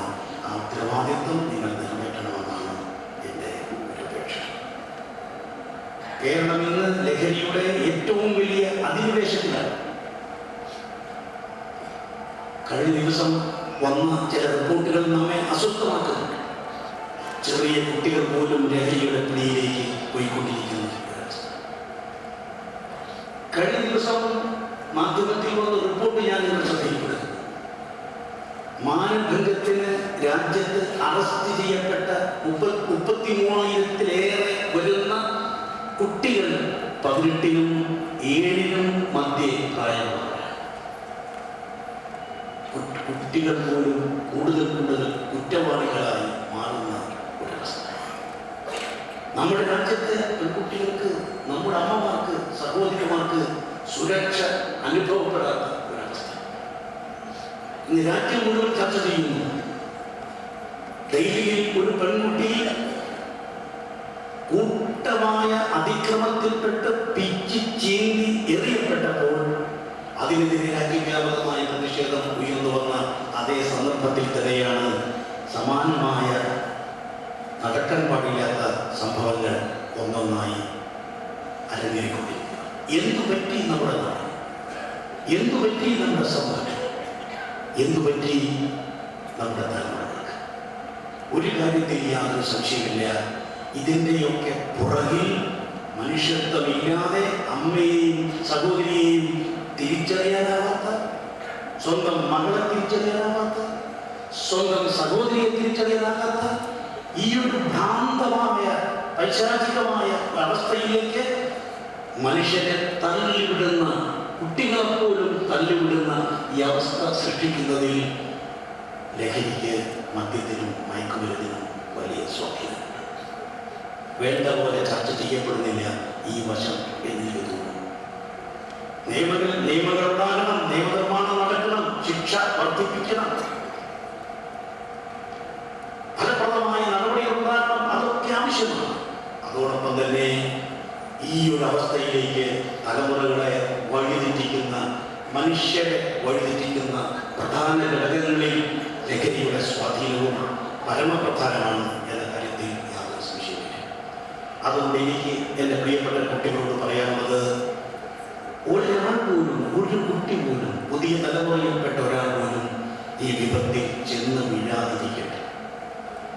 നിങ്ങളുടെ ഇടയിൽ ആരെങ്കിലും വഴിതെറ്റി പോകുന്നുണ്ടെങ്കിൽ അവരെ സ്നേഹവിദ്യ തിരുത്താൻ, നേർവഴിക്ക് നയിക്കാൻ നിങ്ങൾ പ്രത്യേകമായി ശ്രദ്ധിക്കുക. അത് വളരെ പ്രധാനപ്പെട്ട ഒരു കാര്യമായി എനിക്ക് തോന്നുന്നു. നിങ്ങൾ അക്കാദമിക് രംഗങ്ങളിൽ മികവ് കാണിക്കുമ്പോൾ, അക്കാദമിക് ഇതര തലങ്ങളിൽ കഴിവ് കാണിക്കുമ്പോൾ, നല്ല സ്വഭാവമുള്ളവരുമായി വളർന്നു വരുമ്പോൾ, നമുക്ക് ചുറ്റും സാമൂഹ്യ തിന്മകൾ അതിൻ്റെതായ സർവസംഹാര സ്വഭാവത്തോടുകൂടി തല ഉയർത്തുമ്പോൾ അതിൽ നിന്നും തലമുറകളെ രക്ഷിക്കാൻ സാധിക്കുന്ന നല്ല മനസ്സിൻ്റെ ഉടമകളായി, നല്ല മനുഷ്യരായി വളർന്നു വരിക ദയാപുരത്തെ കുട്ടികൾ മാതൃകാപരമായി തന്നെ ഈ കാര്യത്തിൽ മുന്നോട്ട് പോകും എന്ന പൂർണ്ണമായ പ്രതീക്ഷയാണ്, വിശ്വാസമാണ് എനിക്കുള്ളത്. അതിന് പറ്റുന്ന ഒരു തയ്യാറെടുപ്പാണ് ഇവിടെ നടത്തുന്നത് എന്ന് ഞാൻ മനസ്സിലാക്കുന്നു. നിങ്ങൾക്ക് എല്ലാവിധ ആശംസകളും. നിങ്ങളുടെ ജീവിതത്തിൽ വിജയങ്ങൾ നേടും.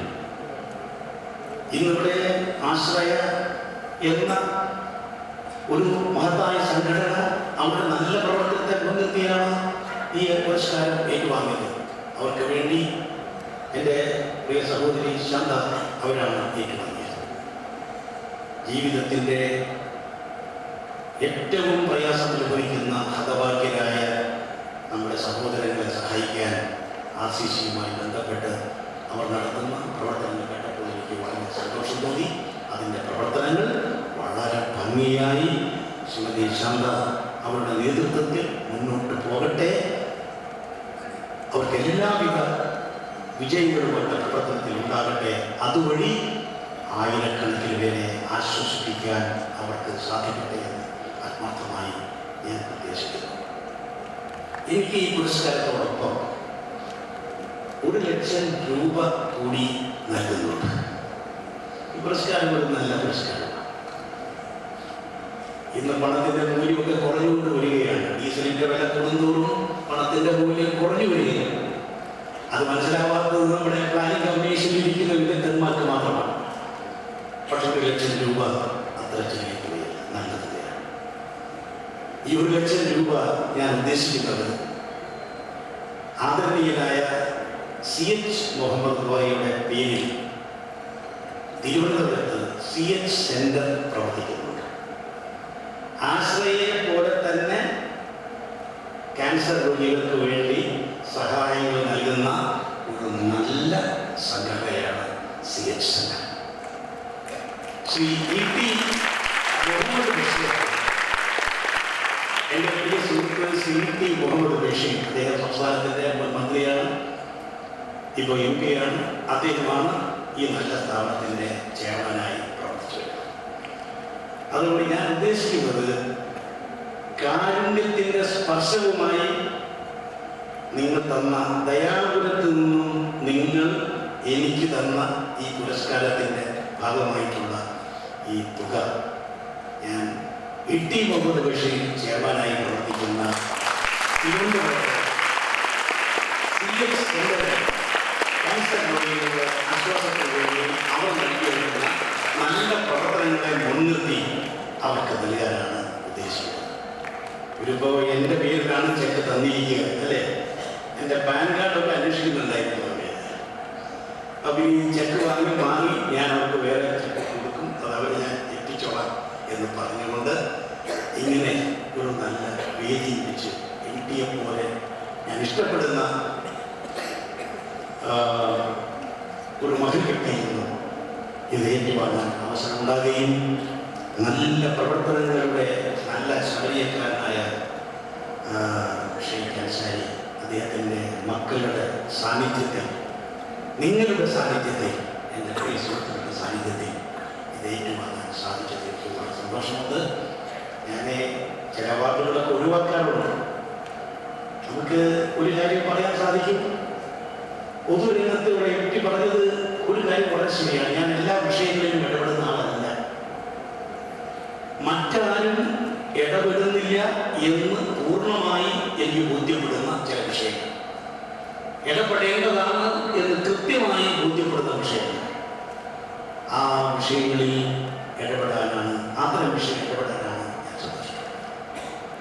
ഞാൻ ഓർക്കുന്നു, മൂലമ്പള്ളിയിൽ വളരെ ക്രൂരമായി കുടിയിറക്കപ്പെട്ട ജനങ്ങളുടെ പ്രശ്നത്തിൽ ആദ്യമായി CR ഗവൺമെന്റിനോടൊപ്പം ഞാൻ അവിടെ ചെല്ലുമ്പോൾ ആദ്യമായി അവിടെ എത്തിയ രാഷ്ട്രീയ പ്രവർത്തകർ ആരും അങ്ങോട്ട് അടുക്കാൻ തയ്യാറാകാത്ത ഒരവസ്ഥയായി.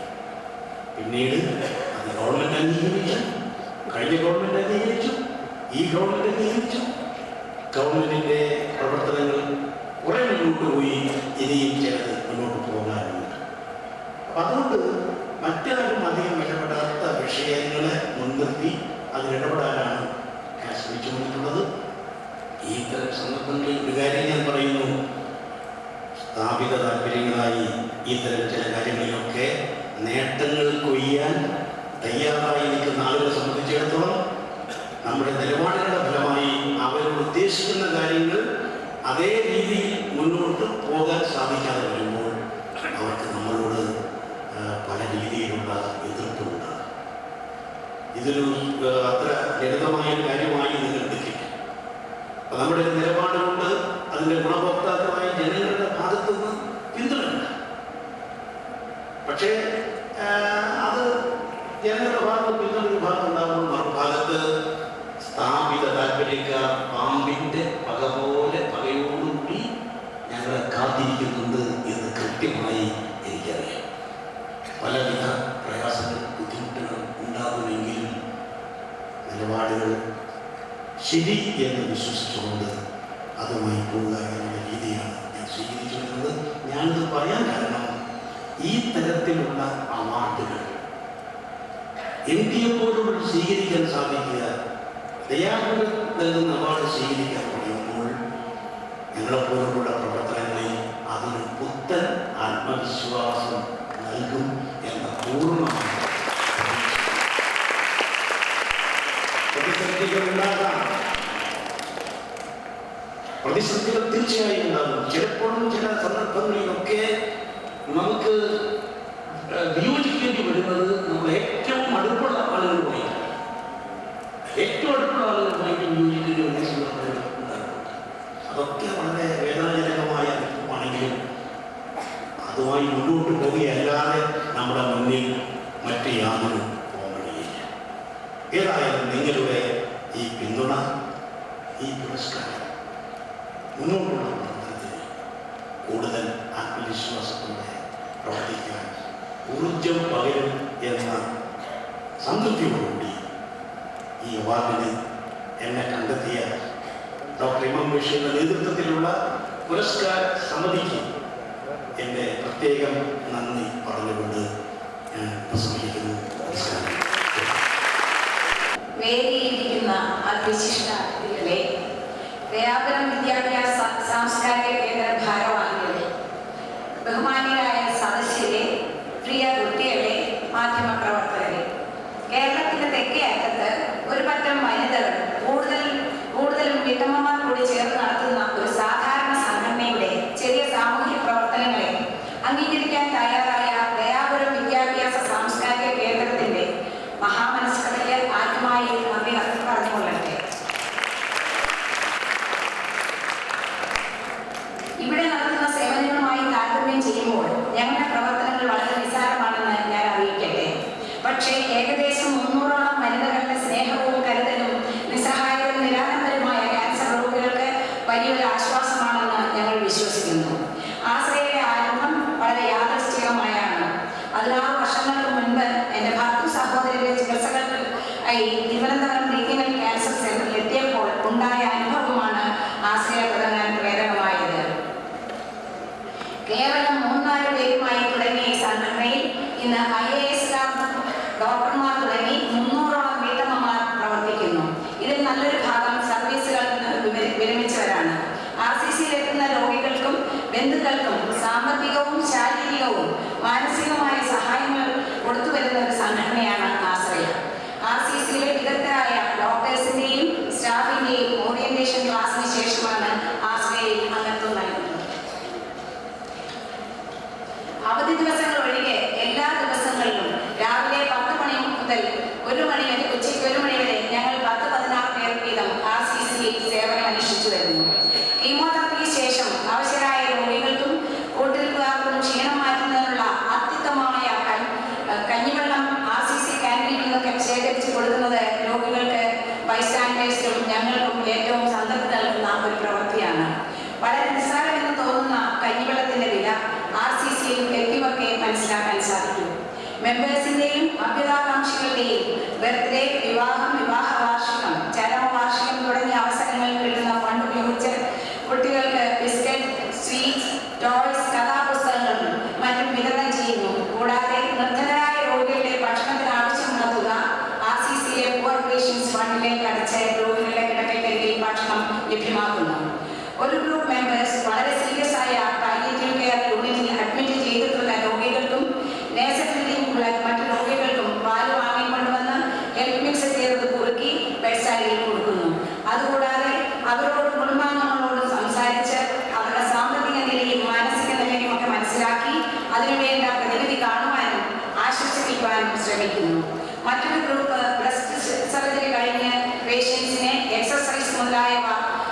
മുതലായ ഇൻഫിനിമ കെയറിൽ പ്രവർത്തിക്കുന്നു.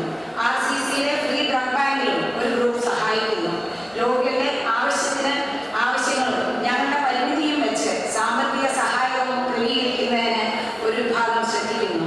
ഡോക്ടർമാരുടെയും രോഗികളുടെയും ആവശ്യങ്ങളും കീമോതെറപ്പി വളരെയധികം ചെലവ് വരുന്ന കീമോതെറപ്പിക്കും സർജറിക്കുമുള്ള അതിനുള്ള ചെലവുകളും ഞങ്ങൾ RCCയുടെ ഫണ്ടിൽ അടച്ച് അവരെ സഹായിച്ചു വരുന്നു. ആശ്രയ വോളണ്ടിയർമാർ സമാഹരിക്കുന്ന പുതിയ വസ്ത്രങ്ങളും ബെഡ്ഷീറ്റ്സും കൂടാതെ ഉപയോഗപ്രദമായ പഴയ നല്ല വസ്ത്രങ്ങളും ആവശ്യാനുസരണം എടുത്തു കൊടുക്കുകയും അംഗങ്ങൾ ചെയ്യുന്നു. RCCയിൽ നിന്നും രോഗികളെയും ഡെഡ് ബോഡിയും കൊണ്ടുപോകുന്നതിനുള്ള ആംബുലൻസ് എക്സ്പെൻസുകളും മരണം സംഭവിച്ചാൽ കവർ ചെയ്യുന്നതിനുള്ള പുതിയ വെള്ളത്തുണികൾ പോലും കൊടുത്ത് സഹായിക്കാൻ ഞങ്ങൾക്ക് സാധിച്ചിട്ടുണ്ട്. പുതുവത്സര ആരംഭങ്ങളിലും വിശേഷ അവസരങ്ങളിലും എല്ലാ രോഗികളിലും കൂട്ടിരിപ്പുകാർക്കും കുട്ടികൾക്കും മാനസോല്ലാസത്തിനായി പലവിധ കലാപരിപാടികൾ സംഘടിപ്പിച്ച് വേവാടികളിലുള്ള എല്ലാ ഇൻപേഷ്യൻസിനും ബെഡ്ഷീറ്റ്സ് മുതലായവയും കുട്ടികൾക്ക് കമ്പ്യൂട്ടർ ചോയ്സ് മുതലായവയും ഞങ്ങൾ കൊടുക്കുന്നു.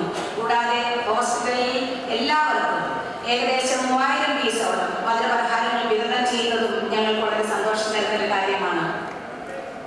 ആശ്രയയുടെ പുനരധിവാസ പ്രവർത്തനങ്ങളിൽ ഏറ്റവും ശ്രദ്ധ ചെല്ലുന്നത് രോഗികളുടെ കുട്ടികളുടെ വിദ്യാഭ്യാസത്തിനാണ്. Engineering, MCA, MBA, computer courses, general nursing, BSc nursing, paramedical courses തുടങ്ങി സ്കൂൾ തലം വരെ 375ഓളം കുട്ടികൾക്ക് വിദ്യാഭ്യാസ സഹായം ഞങ്ങൾ നൽകി വരുന്നു. നിർധനരായ ക്യാൻസർ രോഗികൾക്ക് ഭവന നിർമ്മാണം, ബാത്റൂം നിർമ്മാണം, സ്വയം തൊഴിൽ കണ്ടെത്തൽ തുടങ്ങിയ ചെറിയ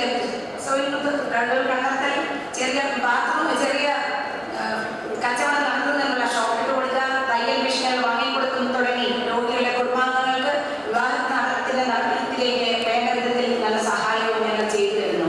മെഡിക്കൽ റിഹാബിലിറ്റേഷനായി രോഗികൾക്ക് വേണ്ട ആർട്ടിഫിഷ്യൽ ലിംസ് തുടങ്ങി കൊളോസ്റ്റമി വാക്സ്, സംസാരിക്കുന്ന voice prostheses, inhalers, airbeds, water beds, wheel ചെയർസും നൽകി വരുന്നു. കൂടാതെ ഹോസ്പിറ്റലിലേക്ക് വേണ്ട ചികിത്സാ ഉപകരണങ്ങൾ, പേഷ്യൻസിന് ഇരിക്കുന്ന നല്ല കസേരകൾ, വീൽ ചെയർസ്, OP വെയിറ്റ് ചെയ്യുമ്പോൾ ഉള്ള നടുവേദന വന്നാൽ കിടക്കാനുള്ള പ്രത്യേകതരം ട്രോളികൾ, വാട്ടർ കൂളേഴ്സ്, TV മുതലായ ഉപകരണങ്ങൾ ലഭ്യമാക്കുന്നതിന് പലവിധ അസോസിയേഷനുകൾ ഞങ്ങൾക്ക് സാധിച്ചിട്ടുണ്ട്. RCCയിലെ വിദഗ്ധ ഡോക്ടർമാരുടെയും മറ്റും സഹായത്തോടെ ക്യാൻസർ അവയർനെസ് ക്ലാസ്സസും ഏർലി ഡിറ്റക്ഷൻ ക്ലാസ്സുകളും നടത്തി വരുന്നു.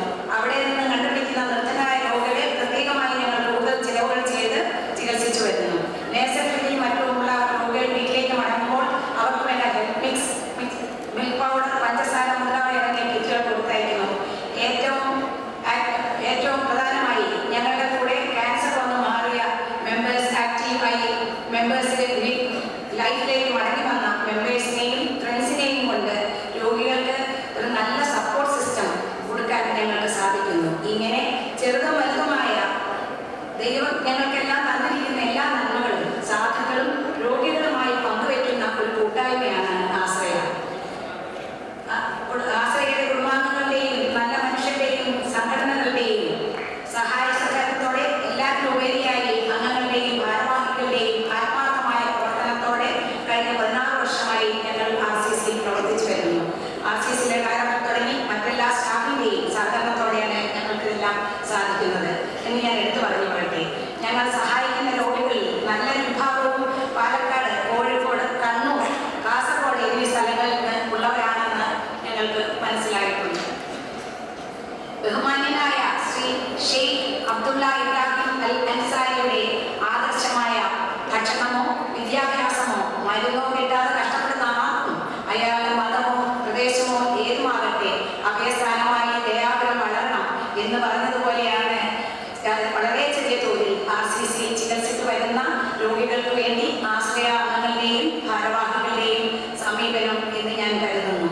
വിദ്യാഭ്യാസത്തിലൂടെ സാമൂഹ്യ സമത്വം, സാംസ്കാരിക വിപ്ലവം എന്നിൽ കാണുന്ന ദയാപുര സ്ഥാപനങ്ങളിൽ കൂടി നിർധനരും അനാഥരുമായ കുട്ടികൾക്ക് food and high standard education നൽകുന്നതെന്ന് ഞങ്ങൾക്ക് മനസ്സിലാക്കാൻ സാധിച്ചു.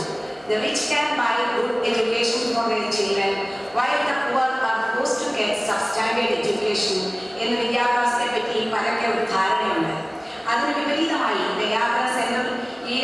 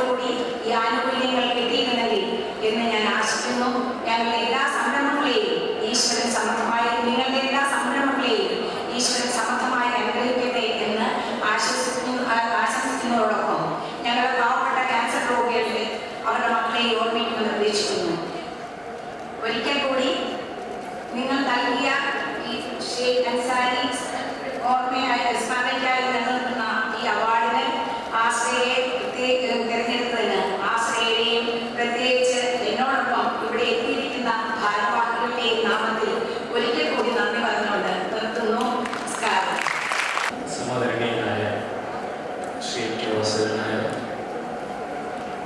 ശ്രീ വി എം സുധീരൻ, എൻ്റെ പ്രിയ ശ്രീ എം ബഷീർ, വേദിയിൽ സന്നിഹിതരായിട്ടുള്ള മറ്റ് പ്രഗത്ഭ വ്യക്തികളെ, സഹോദരി സഹോദരന്മാരെ, സുഹൃത്തുക്കളെ, വളരെ സന്തോഷത്തോടുകൂടിയാണ് ദയാപുരം സ്കൂളിൻ്റെ അതുപോലെ തന്നെ ദയാപുരം സ്ഥാപനങ്ങളുടെ ഈ ചടങ്ങിൽ ഞാൻ പങ്കെടുക്കുന്നത്. രണ്ട് കാരണങ്ങൾ കൊണ്ടാണ്. ഒന്ന്, ഇതിന് പുറകിൽ പ്രവർത്തിക്കുന്ന വളരെ കാരുണ്യപരമായ പ്രവർത്തനങ്ങൾ കാഴ്ചവെക്കുന്ന ഈ സ്ഥാപനവുമായി ബന്ധപ്പെടാൻ കഴിഞ്ഞതിലുള്ള സന്തോഷം ഒരു ഭാഗത്ത്. മറ്റൊന്ന്, ശ്രീ വി എം സുധീരനെ പോലെയുള്ള ഒരു വ്യക്തിക്ക് ഇത്തരമൊരു അവാർഡ് നൽകുന്ന സന്ദർഭത്തിൽ ആ ചടങ്ങിൽ പങ്കെടുക്കാൻ കഴിഞ്ഞു എന്നുള്ളതിൻ്റെ സന്തോഷം മറുവശത്ത്. ഇവിടെ എന്തുകൊണ്ട് സുധീരനെ പോലൊരു വ്യക്തി ഇത്തരമൊരു അവാർഡിന് അർഹനായി എന്നുള്ളത് സംബന്ധിച്ച് പ്രത്യേകിച്ച് വിശദീകരിക്കേണ്ട കാര്യമില്ല.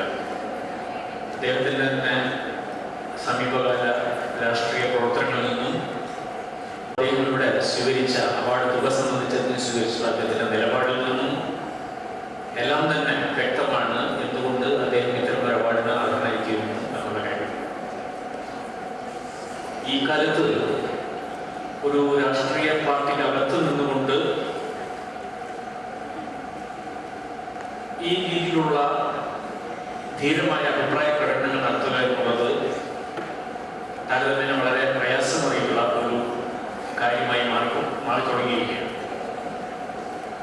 നമുക്ക് ഒരുപാട് അഭിപ്രായങ്ങൾ ഉണ്ടായിരിക്കാം. പക്ഷേ ഈ ഉള്ള അഭിപ്രായങ്ങൾ തുറന്നു പറയുക എന്നുള്ളത് പലപ്പോഴും ഒരു പാർട്ടിയുടെ, ഒരു സംഘടനയുടെ ചട്ടക്കൂട് അത് പറയാൻ പലപ്പോഴും വ്യക്തിക്ക് ചില പ്രയാസങ്ങൾ ഉണ്ടാക്കി തീർക്കുന്ന ഒരു കാലഘട്ടത്തിലാണ് നമ്മളിപ്പോൾ ജീവിച്ചുകൊണ്ടിരിക്കുന്നത്. അതേസമയം ശ്രീ എം സുധീരനെ പോലെയുള്ള ആളുകൾ നേരത്തെ അദ്ദേഹം സൂചിപ്പിച്ചതുപോലെ നമ്മുടെ രാഷ്ട്രീയം പോകുന്നത് വളരെ വളരെ ദുഃഖകരമായ ഒരു ദിശയിലേക്കാണ് എന്ന് സൂചിപ്പിക്കുന്ന രീതിയിൽ ഇപ്പോൾ കേരളത്തിലുടനീളം സംസാരിച്ചുകൊണ്ടിരിക്കും. ഒരു അഴിമതിയുടെ കടമറിടാത്ത ഒരു രാഷ്ട്രീയ പ്രവർത്തകൻ എന്ന നിലക്ക് അദ്ദേഹം ആർജിച്ചു വെച്ചിട്ടുള്ള ഒരു പ്രതീകാത്മകമായ ഒരു മൂലധനം അദ്ദേഹത്തിനുണ്ട്.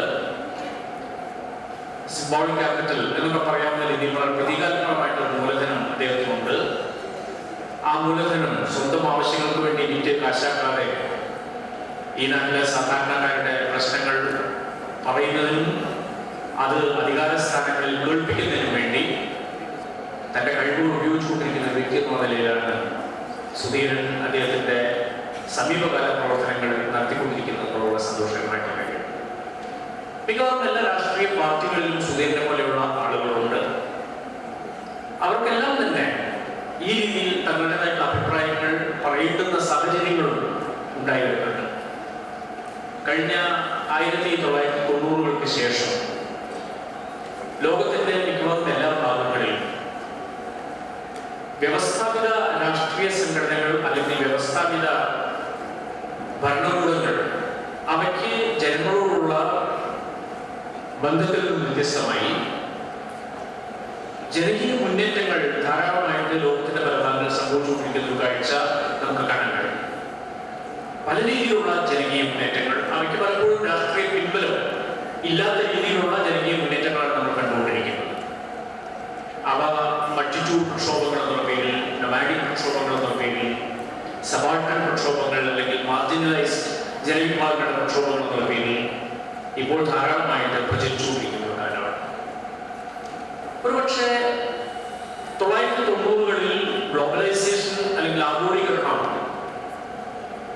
വ്യാപകമായി മാറിയ അതിനുശേഷം പകരം വെക്കാൻ മറ്റൊന്നില്ല, ബദലുകളില്ല എന്നുള്ള ഒരു കാഴ്ചപ്പാട്, ആൾട്ടർനേറ്റീവ് എന്നുള്ള ഒരു കാഴ്ചപ്പാട് ഉയർന്നു വരാൻ തുടങ്ങിയിട്ടുണ്ടായിരുന്നു. പക്ഷെ ബദലുകളുണ്ട് എന്ന് തിരിച്ച് ഭരണകൂടങ്ങളോടും വ്യവസ്ഥാപിത രാഷ്ട്രീയ സംവിധാനങ്ങളോടും പറയുന്നതിന് വേണ്ടി ഒരുപാട് പുതിയ രൂപത്തിലുള്ള ബദലുകൾ ലോകത്തിന്റെ പല ഭാഗങ്ങളായിട്ട് ഉണ്ടായിക്കൊണ്ടിരിക്കുന്നത്. ആ ബദലുകൾക്ക് ഒരുപക്ഷെ ഏകീകൃത സ്വഭാവം ഉണ്ടായി എന്ന് വരില്ലെങ്കിൽ പോലും അവ പല രീതിയിലുള്ള പ്രവർത്തനങ്ങൾ ഇന്ന് ലോകത്ത് കാഴ്ചവെച്ചുകൊണ്ടിരിക്കുന്നത്. നമ്മുടെ നാട്ടിൽ തന്നെ എടുത്ത് പരിശോധിച്ച് നോക്കിയാൽ നഗരങ്ങൾ വിസർജിക്കുന്ന മാലിന്യങ്ങൾക്കെതിരെയുള്ള പ്രക്ഷോഭങ്ങൾ, സ്ത്രീകൾക്കെതിരെ ഉയരുന്ന അക്രമങ്ങൾക്ക് പ്രതിരോധിക്കാനുള്ള പ്രക്ഷോഭങ്ങൾ, ഈ രീതിയിൽ പല രീതിയിൽ രാഷ്ട്രീയ പാർട്ടികൾ പ്രത്യേകിച്ച് ആഹ്വാനങ്ങളൊന്നും ഇല്ലാതെ തന്നെ ധാരാളം പ്രതികരണങ്ങൾ ഉണ്ടായിക്കൊണ്ടിരിക്കുന്ന ഒരു കാഴ്ച കാണാൻ. സമീപകാലത്ത് ഡൽഹിയിൽ ഉണ്ടായിട്ടുള്ള പ്രക്ഷോഭ സമയത്തിന് രീതി പരിശോധിച്ചാൽ ഈ കാര്യം വളരെ വ്യക്തമാണ്. ഡൽഹിയിൽ നടന്ന പ്രക്ഷോഭങ്ങൾ ഒരു ഗുണ്ടാവിളയാട്ടമായി മാറാതെ, ഒരു ഹൂളിഗാനിസമായി മാറാതെ, അത് വളരെ കുലീനമായ, വളരെ അന്തസ്സുറ്റ ഒരു പ്രതികരണമായി മാറ്റിയെടുത്തു അവിടുത്തെ യുവാക്കളും വിദ്യാർത്ഥികളും എന്നുള്ള വളരെ പ്രധാനപ്പെട്ട ഒരു കാര്യം. ആ രീതിയിൽ കുലീനമായ ഒരു പ്രക്ഷോഭം നയിച്ച അവിടുത്തെ വിദ്യാർത്ഥികളെയും യുവജന വിഭാഗങ്ങളെയും സർക്കാർ നേരിട്ട രീതി എന്ത് എന്നുള്ളത് വളരെയധികം നമ്മൾ അന്വേഷിക്കാൻ പ്രധാനപ്പെട്ട ഒരു കാര്യമാണ് എന്ന് എനിക്ക് തോന്നുന്നു. ഒരുപക്ഷെ ഇതുപോലെയുള്ള പ്രക്ഷോഭങ്ങൾ തുടർന്നുള്ള കാലഘട്ടങ്ങളിൽ പ്രകൃതിക്ക് വേണ്ടി, നശിച്ചുകൊണ്ടിരിക്കുന്ന പരിസ്ഥിതിക്ക് വേണ്ടി, സ്ത്രീത്വത്തിന് വേണ്ടി, അവലംബമില്ലാത്ത നിരക്ഷരരും സൗഹൃദവുമായിട്ടുള്ള കുട്ടികൾക്ക് വേണ്ടി, സാധാരണക്കാർക്ക് വേണ്ടി ഒക്കെ അത്തരം പ്രക്ഷോഭങ്ങൾ ഇനിയും ഒരുപക്ഷെ ഇന്ത്യയിൽ ഉയർന്നു വന്നേക്കാനുള്ള സാധ്യതയാണ്. അത്തരം പ്രക്ഷോഭങ്ങളുടെ മുമ്പിൽ ഒരുപക്ഷെ രാഷ്ട്രീയ ഭേദങ്ങളെല്ലാം മറന്ന് ജനങ്ങൾ ഒന്നിച്ചണിഞ്ഞു നിൽക്കുന്ന ഒരു കാഴ്ചയും ഒരുപക്ഷെ നാളെ കണ്ടേക്കാൻ സാധ്യതയുണ്ടെന്ന് പറയാൻ പ്രധാനമായിട്ട് കാര്യം. റൈസിന കുന്നുകളിലേക്കുള്ള വഴി അടച്ചതുകൊണ്ട് മാത്രം അത്തരം പ്രക്ഷോഭങ്ങളുടെ ശക്തി കുറയ്ക്കാൻ കഴിയുമെന്ന് ഭരണകൂടങ്ങൾ വിചാരിക്കുന്നത് തെറ്റായിരിക്കും എന്ന് തെളിയിച്ചുകൊണ്ടിരിക്കുന്ന രീതിയിലുള്ള പ്രക്ഷോഭങ്ങളാണ് ലോകത്തിന്റെ പല ഭാഗങ്ങളിലും ഇപ്പോൾ നടന്നുകൊണ്ടിരിക്കുന്നത്. സമീപകാലത്ത് കഴിഞ്ഞ ഒരു നൂറ്റാണ്ടിനെ മുഴുവൻ നിയന്ത്രിച്ചിട്ടുള്ള ഒരു വലിയ വിശ്വാസമാണ് മാർക്സിസത്തിൻ്റെതായിരുന്നു നമുക്ക് എല്ലാവർക്കും അറിയാം. ആ മാർക്സിസത്തിന്റെ അവസ്ഥയെ സംബന്ധിച്ച് ഇപ്പോഴും അത് പ്രസക്തമാണ് എന്നുള്ളത് സംബന്ധിച്ച് വളരെ വളരെ പഠനാത്മകമായ ഒരു ഗ്രന്ഥം എഴുതിയ ടെറി ഈഗിൾട്ടൺ എന്ന് പറയുന്ന വളരെ പ്രസിദ്ധമായിട്ടൊരു പണ്ഡിതൻ വൈ മാർക്സ് വാസ് റൈറ്റ് എന്നുള്ള വളരെ പ്രസിദ്ധമായിട്ടൊരു പുസ്തകം എഴുതിയ ടെറി ഈഗിൾട്ടൺ ആ പുസ്തകത്തിന്റെ തുടക്കത്തിൽ പറയുന്ന വളരെ പ്രധാനപ്പെട്ട ഒരു കാര്യമാണ് മാർക്സിസം അപ്രസക്തമാണ് എന്ന് പറയുമ്പോൾ ഒരുപക്ഷെ ഏറ്റവും സന്തോഷിക്കുക ശരിയായ മാർക്സിസ്റ്റുകൾ തന്നെ ആയിരിക്കും എന്ന് ടെറി ഈഗിൾട്ടൺ പറയുന്നു. കാരണം മാർക്സിസം അപ്രസക്തമായി പോകുന്ന ഒരു കാലഘട്ടത്തിന് വേണ്ടിയാണ് മാർക്സിസ്റ്റുകൾ പ്രവർത്തിക്കേണ്ടത് എന്ന് ടെറി ഈഗിൾട്ടൺ പറയുന്നത്. അഥവാ മാർക്സിസം ഇപ്പോഴും പ്രസക്തമാണ് എന്ന് പറഞ്ഞാൽ നമ്മളെ സന്തോഷിക്കുകയല്ല വേണ്ടത്, നമ്മളെ ദുഃഖിക്കുകയാണ് വേണ്ടത്. കാരണം ഇപ്പോഴും മാർക്സിസം എന്തിനെതിരെയാണ് നിലകൊള്ളുന്നത്, അത്തരം ചൂഷണങ്ങൾ ഇപ്പോഴും ലോകത്തിന്റെ പല ഭാഗങ്ങളിലായിട്ട് നിലകൊള്ളുന്നു എന്നുള്ളതാണ് ഏറ്റവും പ്രധാനമായ കാര്യം എന്ന് ടെറി ഈഗിൾട്ടൺ സൂചിപ്പിക്കുന്നു. അതുകൊണ്ട് മാർക്സിസം പ്രസക്തമല്ലാതായി തീരുന്ന, നിന്ദിതരും പീഡിതരുമില്ലാത്ത, ചൂഷണമില്ലാത്ത ഒരു പുതിയ വ്യവസ്ഥയ്ക്ക് വേണ്ടി ഉള്ള പ്രവർത്തനങ്ങളിൽ ഏർപ്പെട്ട് മുന്നേറാൻ വേണ്ടിയുള്ള ശ്രമങ്ങളിലാണ് പുതിയ രാഷ്ട്രീയം ഏർപ്പെട്ടിട്ടുള്ളത്. അത്തരം രാഷ്ട്രീയത്തിന്റെ, അത്തരം ശുദ്ധമായ രാഷ്ട്രീയത്തിന്റെ ഒരു പ്രതീകമായിട്ടാണ് ഈ സുധീർഘ പക്ഷേ നമ്മൾ ഈ വേദിയിൽ കണ്ടത്. ഇതുപോലെയുള്ള എത്രയോ വലിയ വലിയ രാഷ്ട്രീയ പ്രവർത്തകന്മാർ, നിസ്വാർത്ഥരായ രാഷ്ട്രീയ പ്രവർത്തകന്മാർ, അഴിമതി വിമുക്തരായ രാഷ്ട്രീയ പ്രവർത്തകന്മാർ ഇന്ത്യയിൽ അങ്ങോളമുണ്ട്. ഒരുപക്ഷെ നാളത്തെ രാഷ്ട്രീയം ഈ മാതിരിയുള്ള പ്രവർത്തകന്മാരെ കേന്ദ്രീകരിച്ചുകൊണ്ട് രൂപം കൊള്ളുന്ന ഒരു പുതിയ ധ്രുവീകരണത്തിന്റെ ഭാഗമായിട്ടായിരിക്കും നാളെ ഇന്ത്യൻ രാഷ്ട്രീയം രൂപം കൊള്ളുന്നത് എന്ന് നമുക്ക് വിചാരിക്കേണ്ടതായിട്ടുണ്ട്. പണ്ട് ചൗരച്ചൗരയിലെ കൃഷിക്കാർക്ക് മുന്നേറാനുള്ള, നിയമലംഘനം നടത്താനുള്ള നിർദ്ദേശം നൽകിയ സമയത്ത് ഗാന്ധിജി പറഞ്ഞു അവരുടെ സമരം ഒരല്പം അതിര് കിടന്ന അവസ്ഥയെത്തിയപ്പോൾ ഗാന്ധിജി സമരങ്ങളൊക്കെ പിൻവലിക്കുകയും നിസ്സഹകരണം ആ ചൗരിച്ചൗര പ്രസ്ഥാനവുമായിട്ട് നിസ്സഹകരിക്കുകയും ചെയ്തു. അപ്പോൾ ചൗരിച്ചൗരയിലെ കൃഷിക്കാർ മറുപടി പറഞ്ഞത് താങ്കൾ വരയ്ക്കുന്ന അഹിംസയുടെ വര ഞങ്ങൾ എപ്പോഴും പാലിച്ചുകൊള്ളണമെന്നില്ല എന്നുള്ളതാണ്. ഒരുപക്ഷെ വലിയ വലിയ രാഷ്ട്രീയ പ്രവർത്തകന്മാർ നിർദ്ദേശിക്കുന്ന അച്ചടക്കത്തിന്റെ അതിർവരകൾ ചിലപ്പോൾ ഈ മൾട്ടിറ്റ്യൂഡുകൾ, ഈ നൊമാഡിക്കുകൾ, ഈ സബോൾട്ടൺ പ്രവർത്തകർ, ഈ ക്ലാസ്ലെസ് ആയിട്ടുള്ള ഈ ജനവിഭാഗങ്ങൾ ഒരുപക്ഷെ മാനിച്ചെന്ന് വരില്ല. അതിനപ്പുറത്തേക്കുള്ള ഒരു പ്രക്ഷോഭം തീർച്ചയായും നടന്നു വന്നേക്കാം. എന്ത് തന്നെയായിരുന്നാലും ഈ മാതിരിയുള്ള പ്രക്ഷോഭ സമരങ്ങളിലെ ആന്തരികമായ ചൂടും ഊഷ്മവുമായിരിക്കും ഒരുപക്ഷെ നാളെ ഈ ലോകത്തെയും സമൂഹത്തെയും മാറ്റി തീർക്കാൻ വേണ്ടി ഉപയോഗിക്കപ്പെടേണ്ടത് എന്നുള്ള ഒരുപക്ഷെ രാഷ്ട്രീയ പ്രവർത്തകർക്ക് തന്നെയും അതിനെ ആശ്രയിക്കേണ്ടി വരും എന്നുള്ളതാണ് ഏറ്റവും പ്രധാനമായിട്ടുള്ള കാര്യം. അത്തരമൊരു കാലഘട്ടം സംജാതമാകുന്നതിന് മുന്നോടിയായിട്ടാണ് സുധീരൻ തൻ്റെ അഭിപ്രായങ്ങൾ പ്രകടിപ്പിച്ചുകൊണ്ടിരിക്കുന്നത്. സുധീരന് ലഭിച്ചിട്ടുള്ള ഈ അവാർഡ് വാസ്തവത്തിൽ ഇന്ത്യയിലെ അഴിമതി വിമുക്ത രാഷ്ട്രീയത്തിനും അഴിമതി വിമുക്തമായിട്ടുള്ള ധീരമായ സ്വരങ്ങൾക്കും വേണ്ടിയുള്ള ഒരു അവാർഡാണ് എന്ന് ഞാൻ വിചാരിക്കുന്നു. അദ്ദേഹത്തിന് ഈ സന്ദർഭത്തിൽ ഞാൻ ആശംസകൾ അർപ്പിക്കുന്നു. അതുപോലെ തന്നെ ആശ്രയ പോലെയുള്ള സംഘടനകളും ഞാനതിൽ വളരെയധികം വിശ്വസിക്കുന്ന ഒരാളല്ല. വ്യവസ്ഥ മാറ്റുക എന്നുള്ളതാണ് അടിസ്ഥാനപരമായി ആവശ്യം. ആഘാതങ്ങൾ കുറയ്ക്കുക എന്നുള്ളത് വളരെ പ്രധാനമായ കാര്യമാണെങ്കിൽ പോലും ആഘാതങ്ങൾ കുറയ്ക്കുന്നതിന് വേണ്ടി പ്രവർത്തിക്കുന്ന ഇത്തരം സംഘടനകൾക്ക് ഒരു വലിയ പ്രസക്തിയുണ്ട്. പക്ഷെ ആത്യന്തികമായി മുതലാളിത്തത്തിൻ്റെയും സാമ്രാജ്യത്വത്തിൻ്റെയും ആഘാതങ്ങൾ കുറയ്ക്കുക എന്നതിലുപരി അതിനെതിരെയുള്ള ഒരു വ്യവസ്ഥ ക്രമീകരിക്കുക എന്നുള്ളതാണ് ഏറ്റവും പ്രധാനമായിട്ടുള്ള കാര്യം എന്ന് ഞാൻ വിചാരിക്കുന്നു. എങ്കിലും പ്രഭാതത്തിലെ വെളിച്ചമുണ്ടാകുന്നു എന്ന് വിചാരിച്ച് ഇരുട്ടിൽ നമ്മൾ ആരും ഒരു മെഴുകുതിരി കത്തിക്കാതിരിക്കുന്നില്ല. അത്തരം മെഴുകുതിരികൾ കത്തിക്കുന്ന ചെറിയ പ്രകാശങ്ങളായിട്ട് ഈ സംഘടനകളുടെ പ്രവർത്തനങ്ങളെ ഞാൻ കാണുന്നു. അവരെയും ഞാൻ അവരുടെ ഈ അംഗീകാരത്തിൻ്റെ പേരിൽ അഭിനന്ദിക്കുന്നു. നിങ്ങൾക്ക് ഏവർക്കും ഒരിക്കൽ കൂടി നന്ദി പ്രകാശിച്ചു എന്നുള്ള പ്രാർത്ഥന.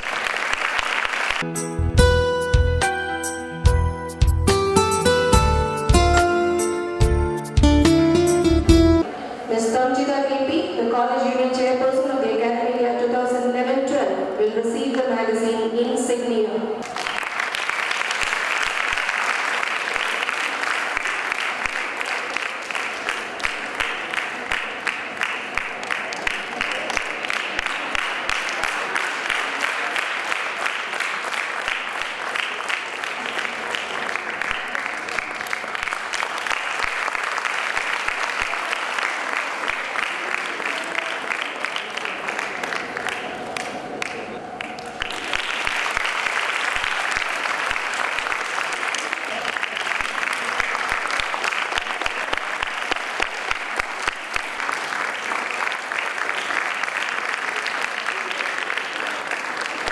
Thank you, sir.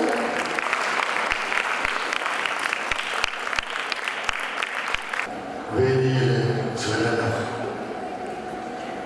വേദിക്ക് പുറത്തേക്ക് കടന്ന് പടർന്ന് പരക്കാൻ ഇനി നിമിഷങ്ങൾ ബാക്കി. ഈ ജ്വലനത്തിൻ്റെ മുമ്പിൽ തിളങ്ങി നിൽക്കുന്ന ഈ ധന്യമായ സദസ്സ് വിശിഷ്ട വ്യക്തികൾക്ക് പിന്നിലായി ചുവട് വയ്ക്കാൻ നിമിഷങ്ങൾ മാത്രം ബാക്കി. ഈ നിമിഷാർത്ഥത്തിനുള്ളിൽ ഞാൻ എൻ്റെ കർത്തവ്യം നിർവഹിക്കുകയാണ്.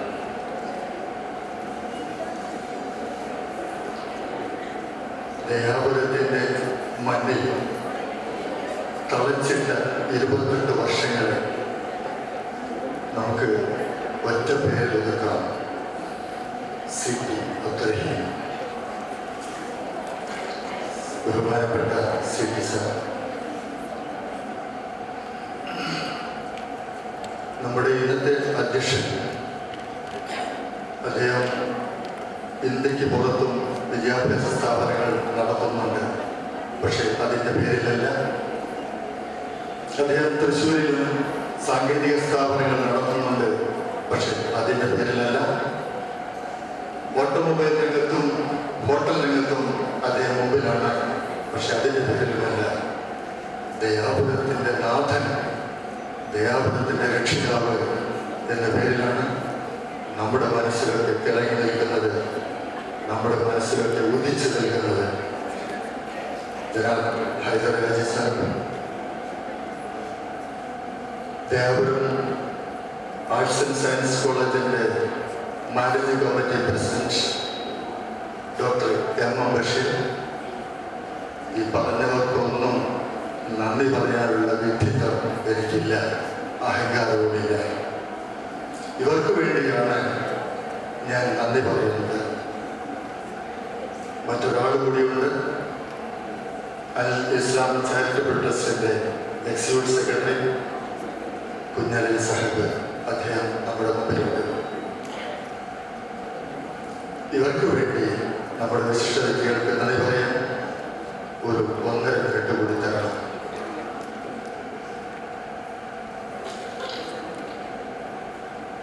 മലയാള സാഹിത്യത്തിൻ്റെ അധിപൻ എന്ന ഒരൊറ്റ വാക്കിൽ വിളിക്കാനാണ് ഞാൻ MTയെ ആഗ്രഹിക്കുന്നത്. ആരാധകൻ എന്നൊക്കെ പറയാറുണ്ടല്ലോ. അദ്ദേഹത്തെ ആരാധിച്ചു പോയതിൻ്റെ പേരിൽ ചിലപ്പോഴൊക്കെ എനിക്ക് മറ്റു ചിലർക്ക് നിന്ന് ദുഃഖമേൽക്കേണ്ടി വന്നിട്ടുണ്ട്. അതുകൊണ്ട് അങ്ങനെ തന്നെ പറയാം, എൻ്റെ ആരാധകനായ MTയാണ്. അങ്ങക്ക് നന്ദി. ദയാപുരത്തിൻ്റെ പേരിൽ 1000 നന്ദി. അധികാരം ചീത്തയാണ്, അധികാരം പീഡനമാണ്, അധികാരം അഹങ്കാരമാണ്, അധികാരം അനീതിയാണ്, അക്രമമാണ്. പക്ഷേ അധികാരം എന്ന് പറഞ്ഞാൽ VM സുധീരനാണെങ്കിൽ അത് അനുഗ്രഹമാണ്. അദ്ദേഹത്തിന് പോലുള്ള ഭരണത്തിൻ്റെ ഭരിക്കപ്പെടുക എന്നതും അനുഗ്രഹമാണ്. അപ്പോൾ ഭരിക്കപ്പെടുക എന്നത് നമ്മുടെ ശാപമായി മാറുന്നില്ല. VM സുധീരൻ്റെ പേര് ഇത്തവണത്തെ അവാർഡിന് പരിഗണിക്കാനുണ്ട് എന്ന് സിറ്റി സാർ കോടിലൂടെ പറഞ്ഞപ്പോൾ ഒറ്റ അഭിപ്രായങ്ങളുടെ മറുപടി അതേയാണ്. മുമ്പാണെങ്കിൽ മുൻതവണയാണെങ്കിൽ അത് ചിന്തിക്കേണ്ടിയിരുന്നു. ഈ അവാർഡ് കമ്മിറ്റിയിൽ ഒരംഗം നിലയ്ക്ക് ഒന്നുകൂടി ചിന്തിക്കേണ്ടി വന്നില്ല യെസ് എന്ന് പറയാൻ. VM സുധീരൻ സാർ വേദി വിട്ടുപോയി. അദ്ദേഹത്തിന് നന്ദി എങ്ങനെ പറയുന്നു എന്നാണ് ആലോചിക്കുന്നത്. നന്ദി.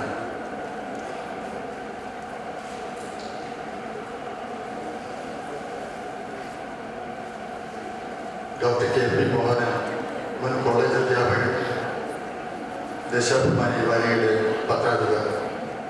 അദ്ദേഹത്തിന് നല്ല ഒരു പ്രഭാഷണം കേൾക്കാൻ നമ്മൾ എഴുതി. ഇനിയും ഒരുപാട് അവസരങ്ങൾ നമുക്ക് ഒഴിവുണ്ടാകും. എങ്കിലും ഇത് നമ്മുടെ മനസ്സിൽ തങ്ങിയിരിക്കും. KP മോഹനൻ സർ, നന്ദി. ദേവപുരത്ത് നിറയുന്ന മക്കളുടെയൊക്കെ മനസ്സിൽ ഒരു ചിത്രമുണ്ട്. അവരെന്ന് സ്മരിക്കുന്ന ഒരു നാമമുണ്ട്. അതാണ് ഷെയ്ഖ് അൻസാരി. ഷെയ്ഖ് അൻസാരിയുടെ പേരും അദ്ദേഹത്തിന്റെ ചിത്രവും ഇപ്പോൾ പരസ്യം എന്ന് പറഞ്ഞ ലക്ഷക്കണക്കിന് എന്ന് ഞാൻ പറയുന്നില്ല, അത് അതിശക്തിയാണ്. പക്ഷെ 10,000-കണക്കിന് കുട്ടികളുടെ മനസ്സിലും അവരുടെ രക്ഷിതാക്കളുടെ മനസ്സിലുമുണ്ട് ആ ദയാനിധി. പക്ഷേ അനുഗ്രഹം, ഏറ്റവും വലിയ അനുഗ്രഹം അത് മാത്രമല്ല, അദ്ദേഹത്തെക്കാൾ നല്ല 2 മക്കളുണ്ടായി എന്നതാണ്. ഇങ്ങനെ 2 മക്കളെ കിട്ടുക എന്നതാണ് ഒരു പിതാവിന്റെ ഏറ്റവും വലിയ സൗഭാഗ്യം.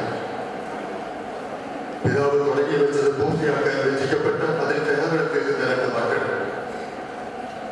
ഡോക്ടർ ഇബ്രാഹിം അബ്ദുല്ല അൻസാരി, കവി കൂടിയായ the great poet Ali Abdullah Ansari. എങ്ങനെയാണ് ഞങ്ങൾക്ക് ഞങ്ങൾ നന്ദി പറയേണ്ടത്? ഈ നന്ദിയിൽ ഒതുങ്ങുമോ ഞങ്ങളുടെ കർത്തവ്യം? ഈ കടപ്പാട് അതിന്നും പാട്ടിലേക്കില്ലേ? അതുകൊണ്ട് അത് പറയാൻ എവിടുന്നു. നമ്മെ സാന്നിധ്യം കൊണ്ട് അനുഗ്രഹിച്ച, അവാർഡ് ഏറ്റുവാങ്ങിയ, നമ്മൾ സംസാരിച്ച ആശ്രയ എന്ന സ്ഥാപനത്തിൻ്റെ പ്രതിനിധി ഇവിടെയുണ്ട്. ശ്രീമതി ശാന്ത ജോസ്, അങ്ങേക്ക് നന്ദി. ഈ സദസ്സിന് ഒരുപാട് നന്ദി, ഒരുപാട്.